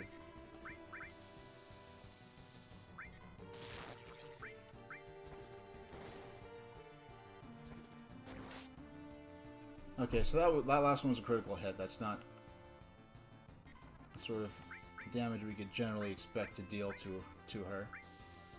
But it's just so weird, like, out of nowhere, we fight Sephiroth's mother, apparently, and then she looks nothing like she looked in any of the previous times we've seen her, so... And she's way bigger as well, so... It's kind of weird, but yeah, I actually did have nightmares about this fight, because it's just like, this monster's so freaky, and the awesome music, but it's also kind of disturbing. Especially when you're young, and the fact that she kept killing us, you know, it makes it really intimidating. Hey, we got her!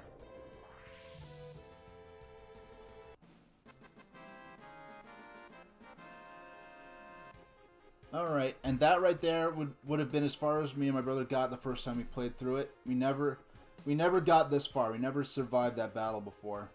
So, in a few minutes, I really, after this stream, I'm going to put down Final Fantasy VII for a while to come until I maybe pick it up. Maybe I won't pick it up again. I don't know. But, so I'm going to switch to another game next stream. And really, at the end of this boat journey is a great place to put the game down and pick it up again at an indefinite point in the future. So once we land, and once the boat arrives at its destination and we save, I'm going to maybe switch back to Pac-Man for a half hour or so and then call the stream there. Calling it earlier than some of my previous streams, but you know, it's just a good place to stop. And I'm gonna play. Oh, that's what they dropped. Aerith, I've seen this before. Genova. The arm of Genova.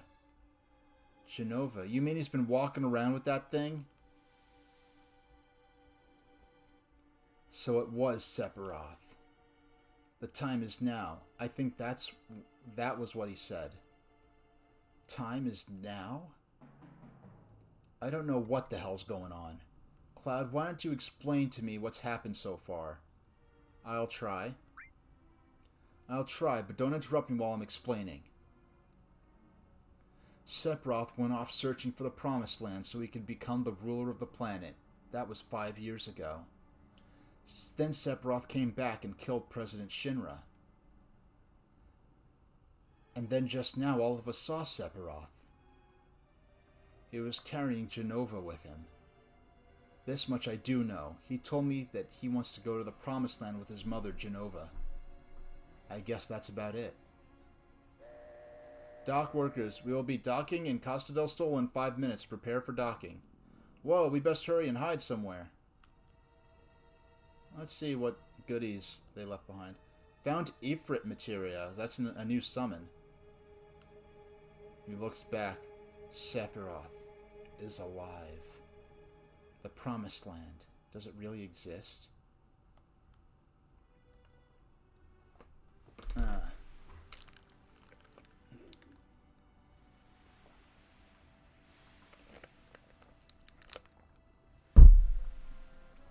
And we see the boat make landfall in this little town down here.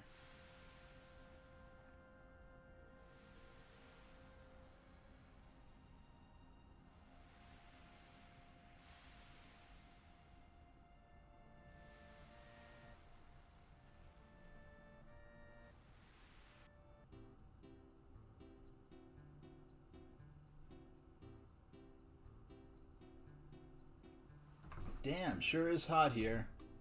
Like they just walk off the boat, like in their plain clothes. But I sure feel better now that I can say goodbye to this sailor suit. Yo, listen up. Y'all be sure to mingle like regular folks here. Oh, too bad. I liked Barrett's sailor suit. He looks so cute. What do you mean, cute? Right, well, Barrett, why don't you use that sailor suit for pajamas? I guess, or keep your mind on Sephiroth. I guess. You look like a bear wearing a marshmallow. The hell is that supposed to mean? This happens to be the most comfortable, so shut up. Puff, puff. Would you kindly hurry? The heat here is drying my nose. Alright, we'll take a break and then head off. Don't wander too far off. Now, if you're not aware of this and you're watching, take note of the man standing in the background on the right side of the screen in the sailor outfit. Just keep an eye on him. Don't wander too far off. It looks like my main got messed up. I'm going to rest somewhere cool. Look at him. Oh, he's like crawling away. What is that weird walk he's doing? I think I'll go swimming. I don't remember that last time. The way he's like crawling. Is it just so hot that he's like... That's just a weird way. I think I'll go swimming.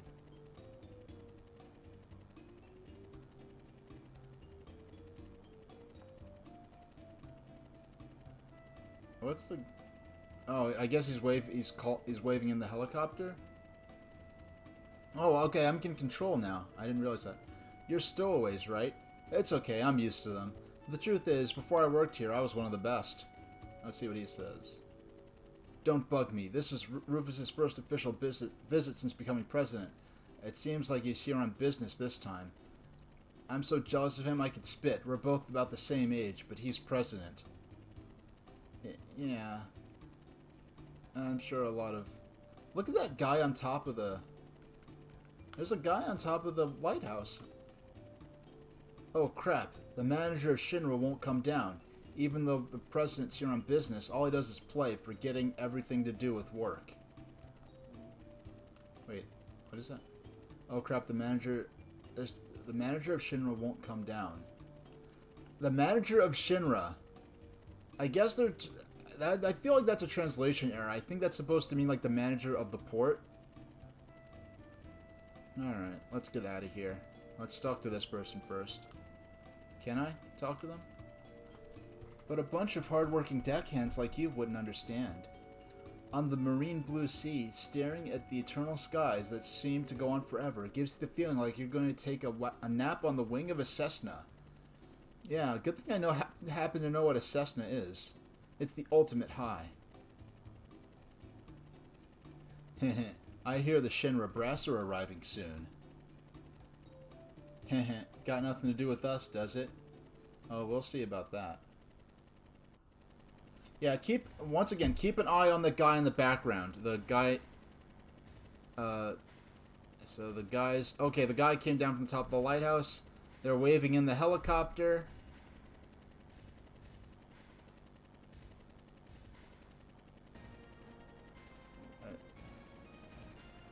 So watch the people on the left.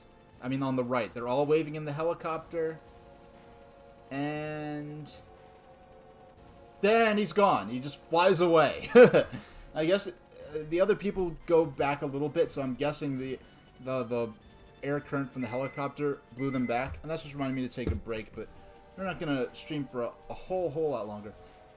Later in the game, there's a large white... Clackaboy says... Later in this game, there's a large white Kirby-like character with a dancing cat on his head that joins your party. I'm curious how that was depicted in the remake. Yeah, I know.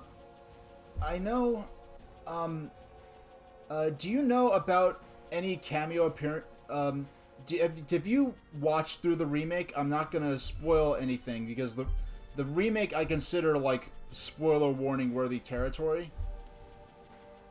But you don't see the large Kirby-like character, but there is you do get there's some world building that gives you a sense of how they may go about handling things like that. Good work, everyone. Yahaha, hurry up with that. Yes, sir.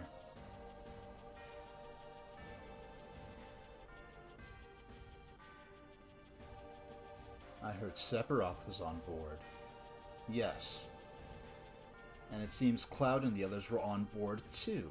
Yes. They all slipped through. You messed up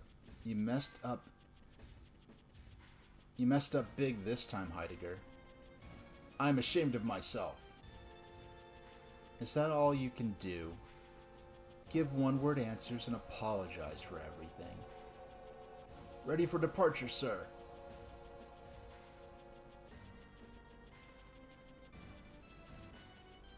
Do something. I'll be expecting results. I just imagine Rufus Shinra as Seto Kaiba. I can't get it out of my head. Even the remake makes it even worse. And so Heidegger just goes around. He throws those two guys in the water. Then he runs after these two vacationers and starts beating them up as the helicopter leaves without him. So he took the freighter across the ocean only to get into a helicopter. I don't even know where he's supposed to be going. I mean, shouldn't he be in Midgar in the Shinra building? Alright, we're in control. And the first save point... Come on. I'm not even going to talk to anybody. I'm not going to... We'll save that for... Bar... in. I bet there's a save point in here.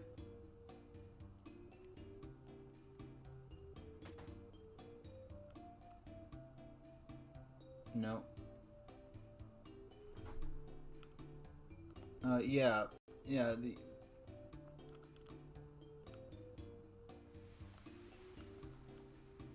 Okay.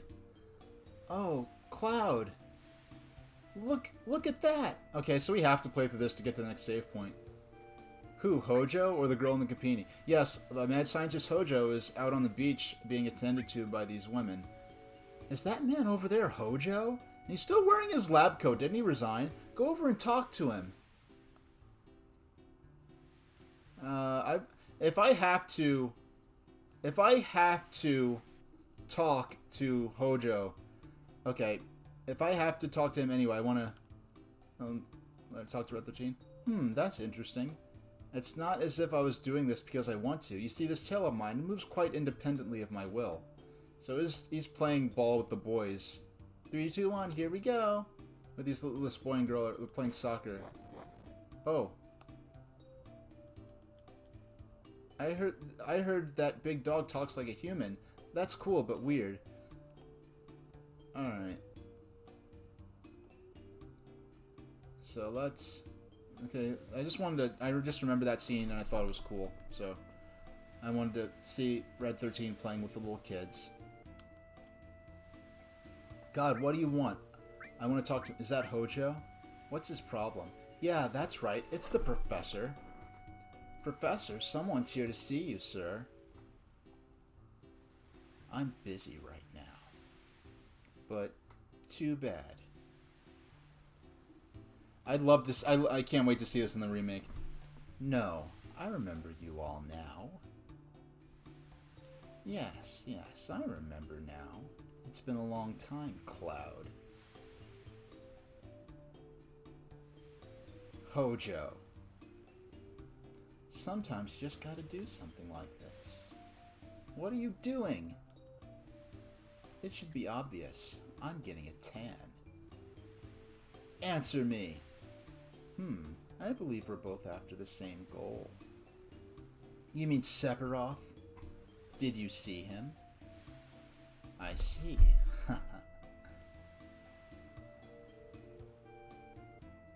What is it? Nothing, I just remembered a certain hypothesis. Haven't you ever heard the feeling that something is calling you? Or that you had to visit someplace? I'll go anywhere Sephiroth is at, to beat him and put an end to all this. I see. This could be interesting. Were you in Soldier? Would you like to be my guinea pig? Oh, what now? Are you going to draw your sword? Cloud, don't. If he dies, we won't find out anything. Ha ha ha. Say, aren't you the Ancient? I'm Aerith. The least you could do is remember my name. I want you to tell me something, Professor Hojo. I know I'm an Ancient. My mother told me. Your mother? Oh, you mean Ifalna? How is she? Don't you know? She died. I see. Professor Hojo? Is Jenova an Ancient? Is Sephiroth an Ancient? Do we all have the same blood?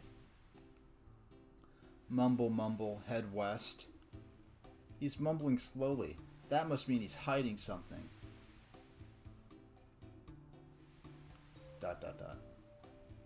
Hey, answer us! It's no use. It's a no-go. I'll interpret Professor Hojo's whispers. Head west, past Mount Coral, and keep going. Did you get that? I didn't understand it well myself. Well, thank you, girl that Hojo hired to probably keep his secrets. Wow, look at that. The parakeet is upside down. I've never seen this in this game before, where the hand actually can invert whether it's pointing up or down. Alright. So we got that plot essential stuff out the way. Yipes, help! Breath. Kind of takes your breath away, don't it? There's a certain area in Pokemon... I've never been to a beach that has like a wall like this and then the beach beneath it. Is that a thing that's maybe common in Japan or in the Caribbean? And I just never seen it myself before? Because I know there are parts in Pokemon Sun and Moon that kind of remind me of this scene right here. But we'll... What does it take? Okay. I just want to... At this point, I just want to save.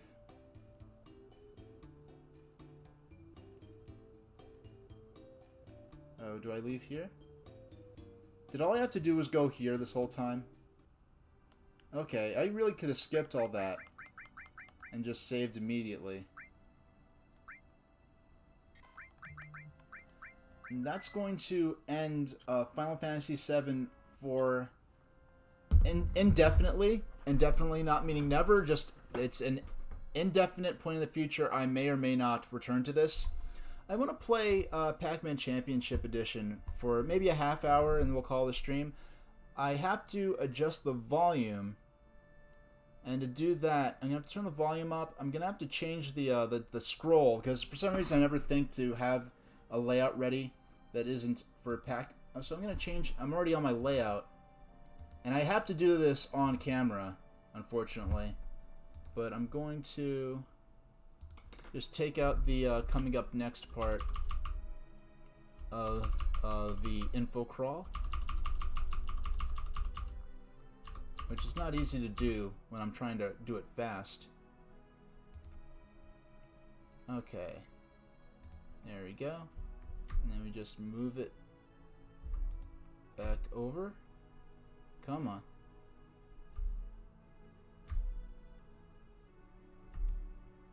Okay, where'd the text go? Okay.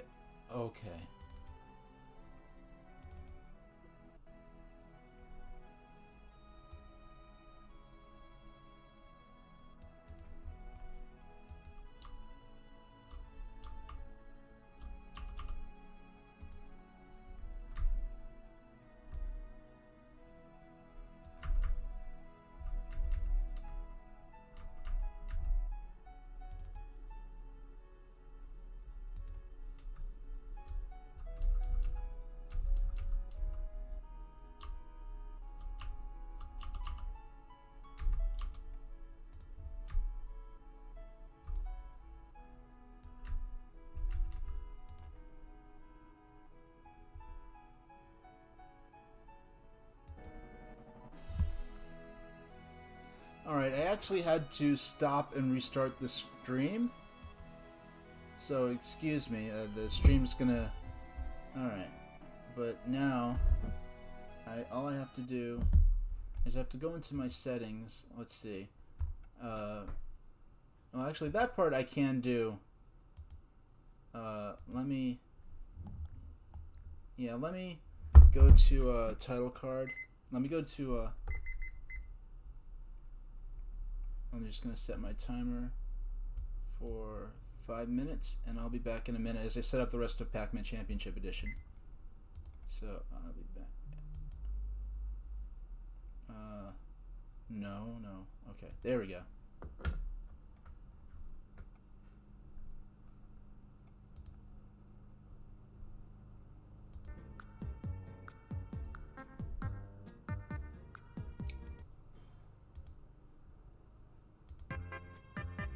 Oops. Okay.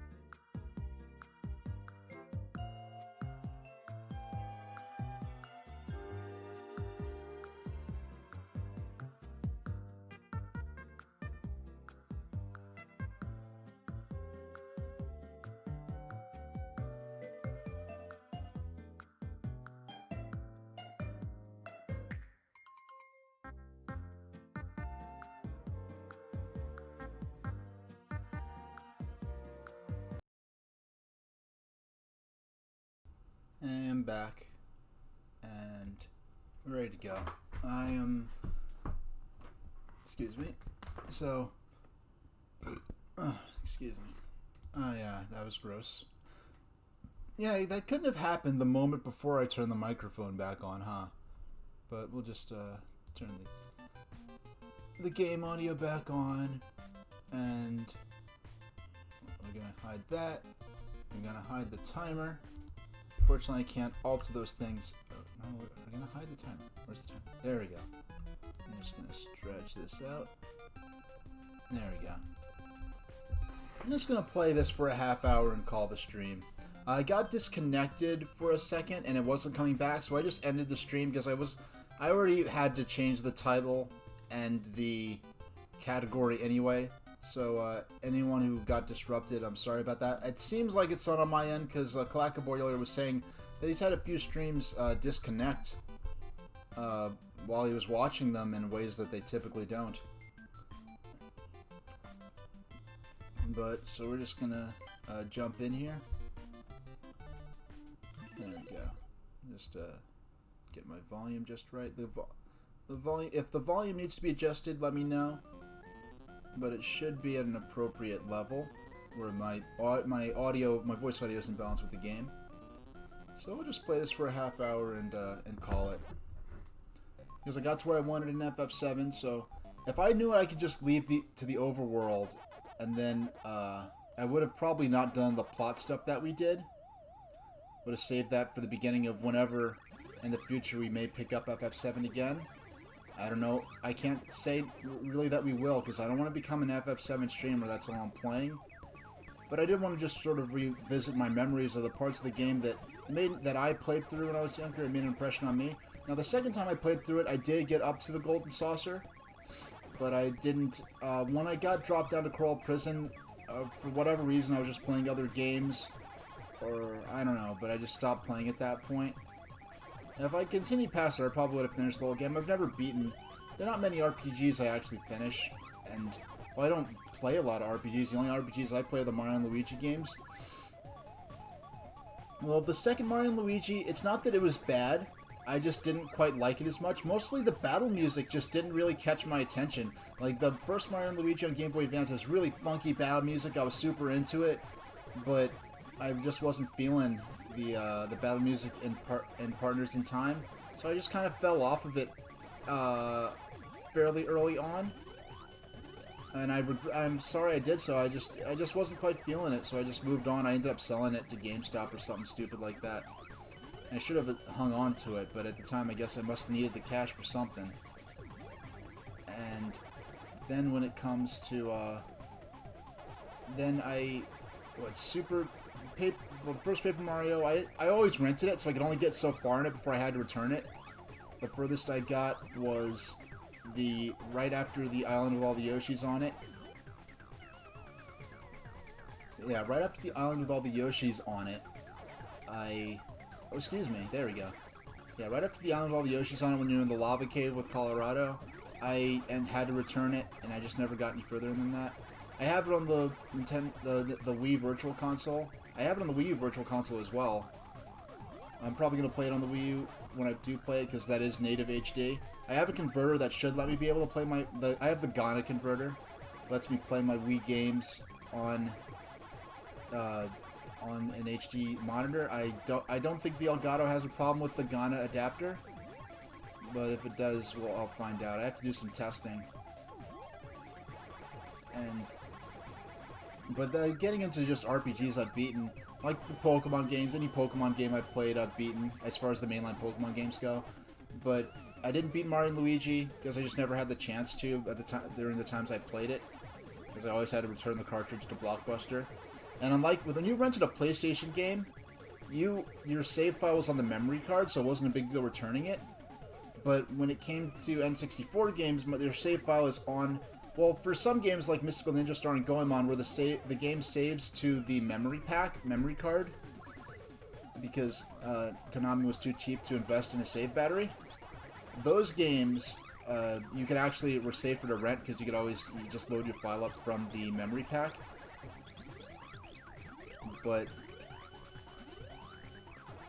but when it came to the cartridge games that saved to the cartridge itself, then when you return the game, you lost your save file because whoever was going to play next, you had to be extremely lucky. The next person who plays has to not erase your file, not play through the file and go further, and you have to get the next cartridge. You have to get the same cartridge next time you rent it, and that is extraordinarily unlikely.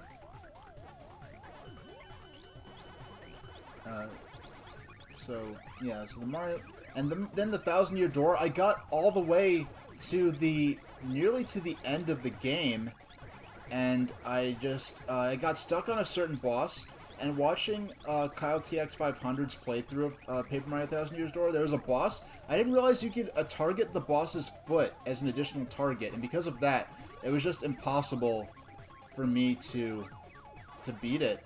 I just played so many times, I just got frustrated. I put the game down probably within an hour of beating the game, and just never played it again.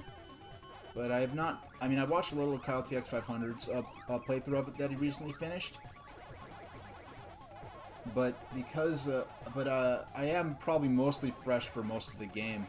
But Mario and Luigi Superstar Saga for Game Boy Advance, the first Mario and Luigi game, I am genuinely 100% fresh on that. I have not replayed that game at all, and I have not played it since 2003 or 4, whenever it was it came out. I know that definitely came out before the Nintendo DS came out. I know it was announced, I think, at E3 2003, and it came out either in late 2003 or very early 2004, because I had my black SP that I played it on, and that was sort of the pride of, the epitome of handheld gaming to me, and I really, in a sense of gaming in general, I was so proud of that Game Boy SP. I was sort of, apostolizing the virtues of handheld gaming. Even though they weren't as powerful as the home system, didn't have the fancy graphics, they're still such great games, and the hardware was so cool. It's hard to show off the purple original model GBA and try to make the argument that it's a cool device. When I had when I got my black Game Boy SP, then I could really show it off. Like, hey, check this out. And then I'd have some of the games that could actually make use of Game Boy Advance's limited 3D capabilities, like Super Monkey Ball Jr. or Crazy Taxi Catch a Ride, and be like, hey, check this out. This is almost rivaling PlayStation 1 graphics. It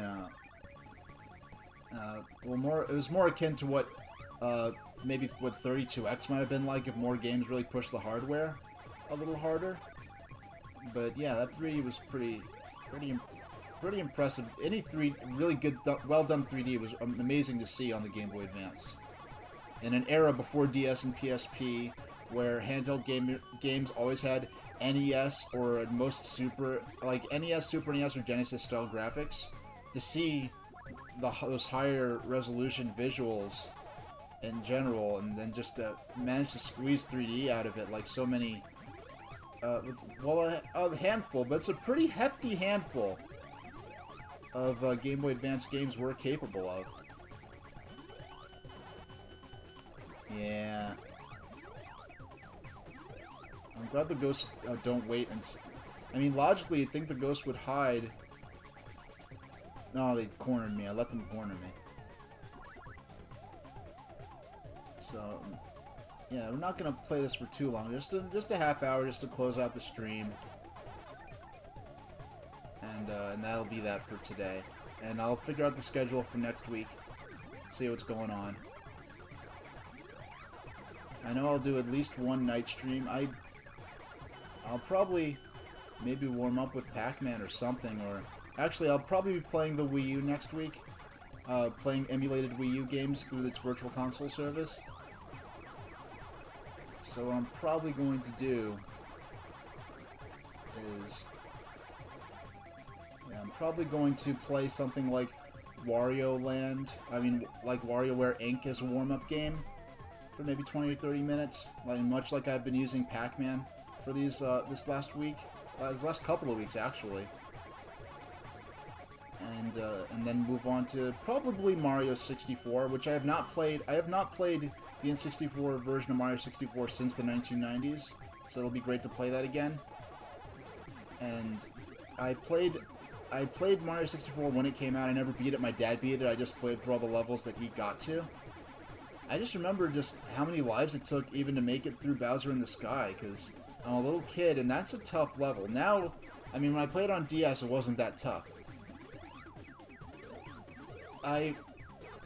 So I played Mario 64 when it first came out, because I got N64 within launch window, pretty much. No, actually, I got it, like, I think a month or two after it came out. And then I moved on. I never really went back to play it once we beat it. I just sort of lost interest in it eventually. And I played the DS version when that came out, and it was just so incredible seeing... Well, even by 2004, I was already nostalgic for playing Super Mario 64 back when it first came out. And then, so it was a throwback, and it was like nostalgic to me at the time. Now it's kind of a joke to think that that short a period between, like, what, 96 and 2004? Yeah, it was like a 6 or 7 year period between those two, when I played it and when the DS version came out, which is kind of crazy to think about. Back then, it was literally a lifetime to me because I was so much younger then. Now 7 years isn't that as big of a deal. So I played it on N64. I played the DS version when it came out, because not only was it just nostalgic playing the game again, but it was incredible just to see real, like, yeah, Game Boy Advance did some stuff where it could eke out some 3D effects that maybe might be a souped up version of what could be done with the Super FX chip on the Super Nintendo. It could do some pretty cool 3D stuff, like the X vs. Sever games. Then there was the Crazy Taxi Catch-A-Ride. Super Monkey Ball was especially good because there are so few objects that are needed to be rendered. But then there were a lot of good racing games that managed good polygonal 3D. But really seeing proper, full, no-compromise 3D on the DS with Mario 64 was absolutely mind-blowing at the time. Oh, I was not fast enough turning that corner. I could have grabbed that power pellet and got a few more points right at the end. Alright, so this is my second go at this. 1, 2... I should have time for 4 more goes, because unless you lose all your lives and the game ends early, you always, let me just make sure. Okay, Pac-Man Championship Edition. NES. There we go.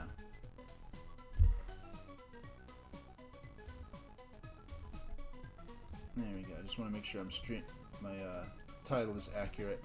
Make sure I'm not still streaming under FF7. STH. And I'm in 8th place. Wow.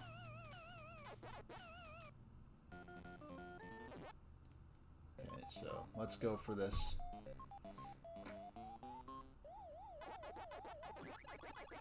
Alright.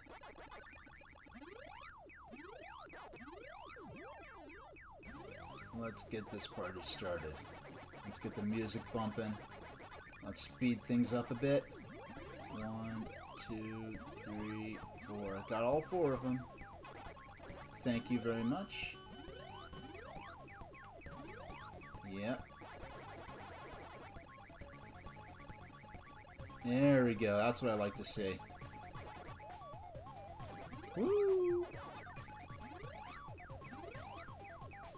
I probably should have went to the right, but it worked out anyway.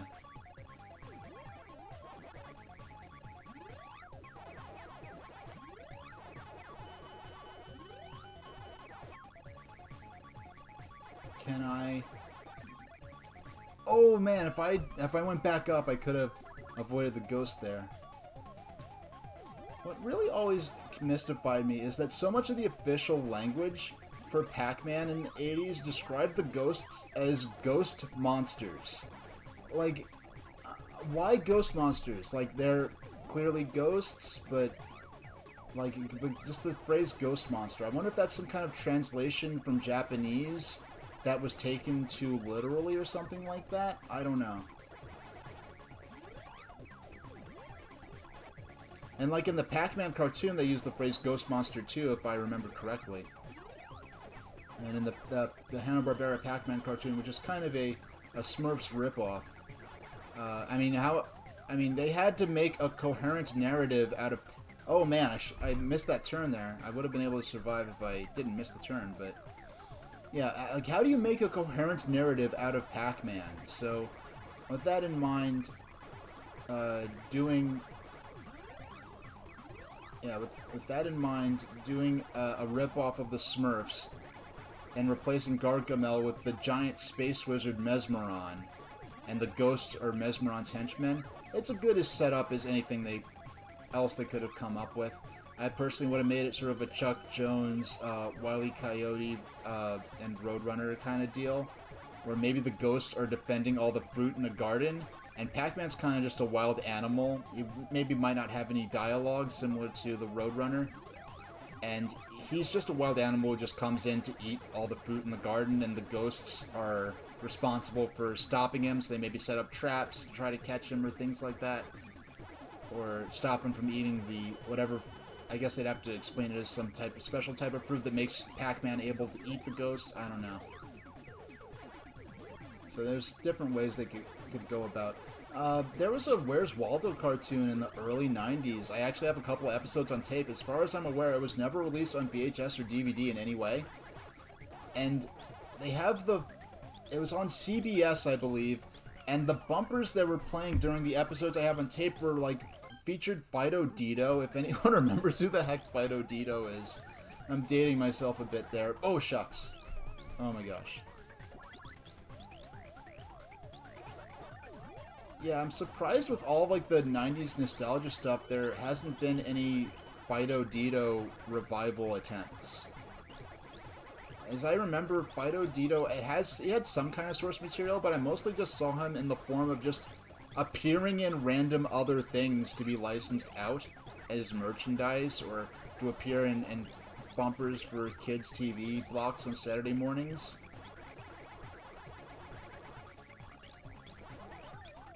Yeah, I've got the fruit to appear. Just gotta make it over. Got the other fruit. Ooh, I gotcha! That was close. Oh no, I missed. There we go, we got him. Just gotta eat enough of these to trigger the next bonus item to appear.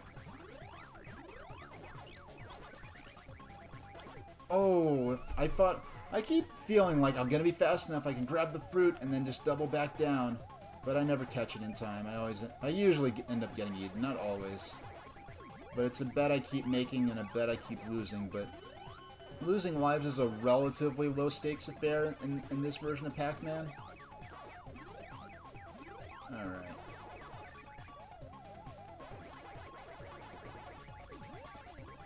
Yeah, I got him. And got the fruit. Or, well, it's a slice of cake, but the official language of the game refers to it as fruit. So I will call it.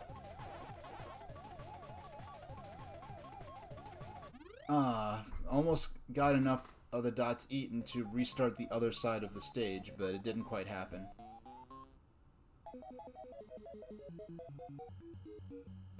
Let's see if I placed there. I feel like I was doing pretty good.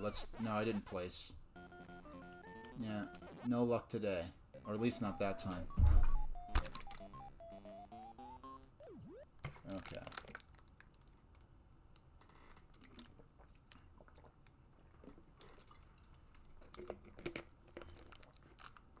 Alright. I only have time for 2 more games of this. And then I'm gonna go ahead and end the stream. Alright.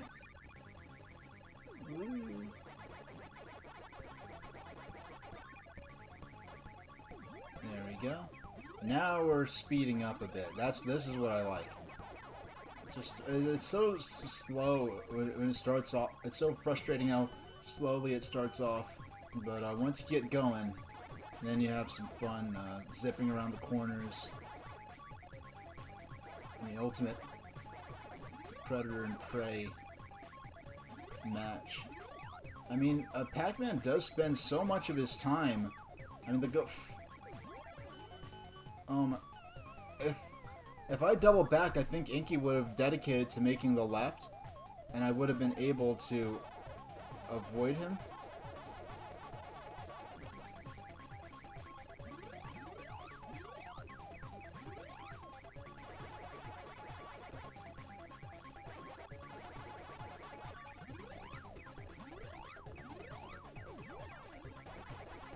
Yeah, you're chasing me. I see what's going on, but I had a plan.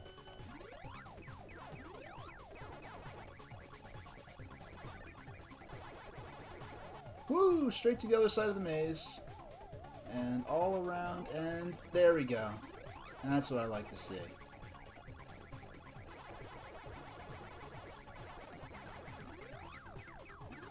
Alright. Oh, man. That was just me not turning the corner fast enough. But we'll just restart the other side of the maze.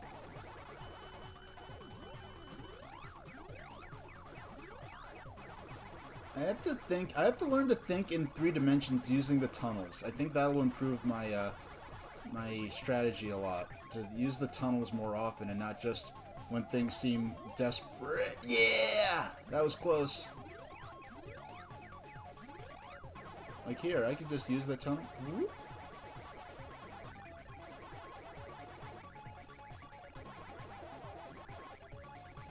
I do want to get that fruit down there. And it's like, it's funny because you want to get the dots, because the more dots you get, the closer you are to triggering the fruit, which advances the gameplay cycle. But because you could just be 1 or 2 dots away from triggering the fruit. Yeah, there we go.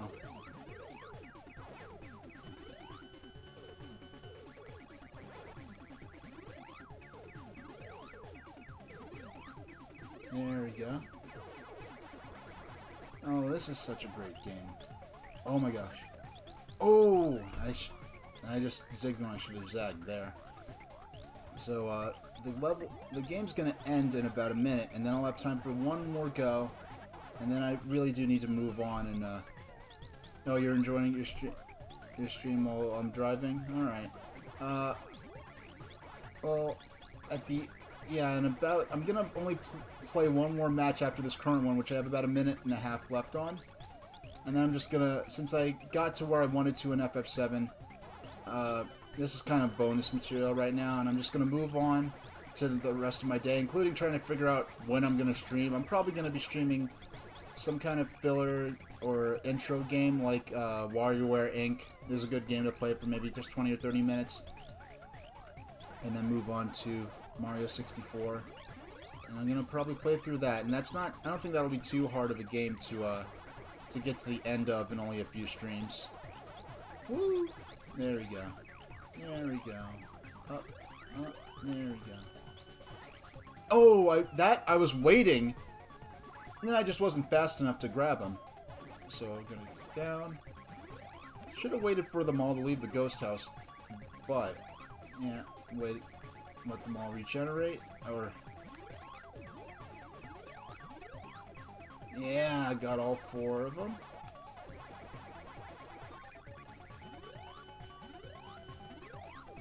Yeah, I got all 4. That was close. Because I very easily could have fouled that up, but...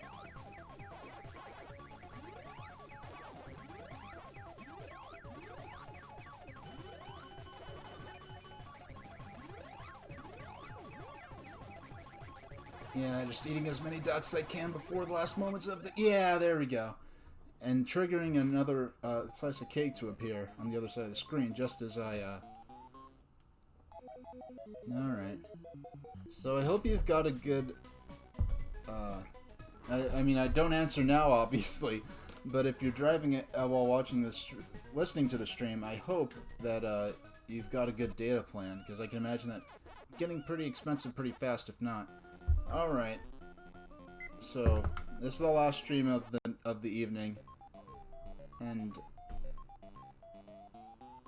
okay, there we go.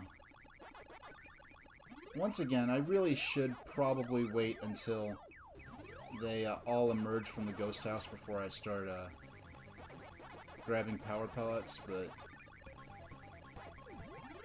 man, if they need to make...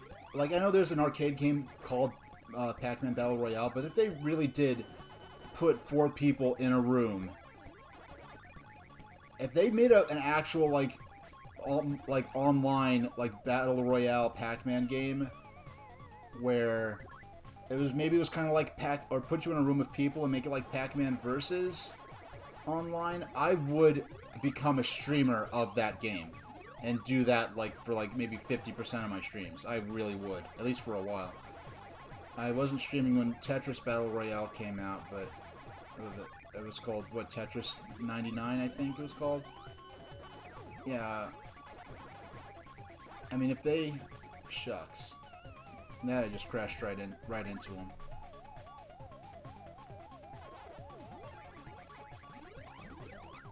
You know, and I have not once actually played this, sat down and played this off stream. But as soon as I get off, I'm gonna see about if I could set up for the rest of the streams for this coming week before I even get off the computer and make the layouts I need, because I don't have box art ready and title scrolls and everything. So let's see if I can throw that together before I go to bed tonight, because that is a timely process, and getting that done tonight will free me up. But actually, I do need to. I want to try to have everything for the next 2 weeks, but I did forget 1 or 2 things I do need. And if I didn't have some of the ingredients for some of them already, I wouldn't bother. But I do have some of those ingredients already, so I kind of might as well get the rest of the ingredients for them, because some of the ingredients I got are perishable. But other than that, I do try to buy my groceries in 2-week blocks, so I don't have to go to the grocery store for anything in particular. Okay. Oh, you see, that's me forgetting that the fruits don't count as power pellets.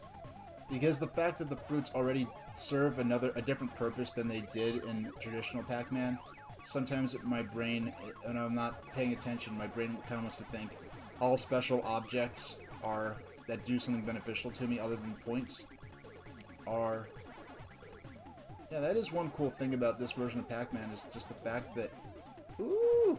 See, I almost did it there, but I caught myself and went back to, Ooh! If I was quicker, I could have made it back around. Yeah, I should sometime play offline, and we'll play offline. We'll play off stream and practice a bit. But generally, the only time I play video games is either when I'm testing the audio levels in preparation to do streaming, you know, just testing the audio levels of my broadcast software, or when I'm actually streaming. Because I love video games, but they're generally the last thing I do with my spare time. But I've had so much fun streaming so far that it's really increased. I've only been streaming for a couple months. I've probably spent more hours playing video games this year than I did last year, based purely on the last couple of months when I've been streaming. So it has been a positive change for me. But I do have to balance doing this and doing the other stuff I need to do. Because, like, this coming week is unusual, but I may alternate between doing 3 streams one week and then only 2 the next. But I am going to do it, I'm going to be able to do at least 1 night stream a week. Oh my gosh. I need to turn back and go under, but I wasn't fast enough. They're very generous. Yeah, I think the ghosts actually don't leave until... if I eat them, I could actually just safely hover there and wait for the vulnerable ghosts to come out for me to eat them.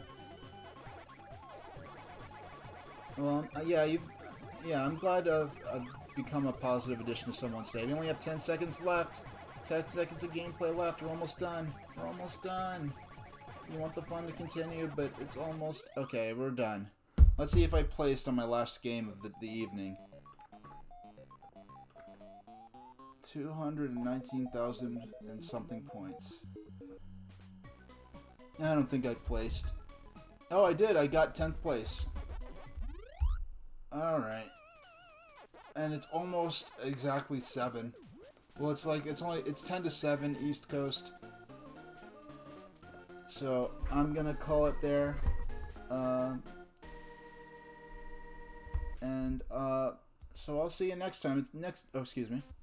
So next week's probably going to be maybe WarioWare Inc. or maybe even something new, but just some kind of arcadey sort of game I could play at the beginning of the stream for maybe 20 minutes to a half hour. And then it'll be Mario 64. I expect to beat Mario 64 next week over the course of 3 streams. My first stream will probably be a nighttime one. A night one, and then if I do any other... I may even do a couple of night ones. I have an unusual appointment layout for the coming week, so we'll see what happens. I'll post it on Twitter. I'll remember to actually post it on Twitch, because I made the schedule. I didn't post it on Twitch. I'm glad I didn't, because it was incorrect. Because I posted an image... Oh, another update. I got a delivery of a bunch of Doorworm art that I commissioned that I'll be using in layouts and panels and on YouTube videos too and stuff like that. So I'll see you around Kalakaboy and all those watching, and stay safe out there.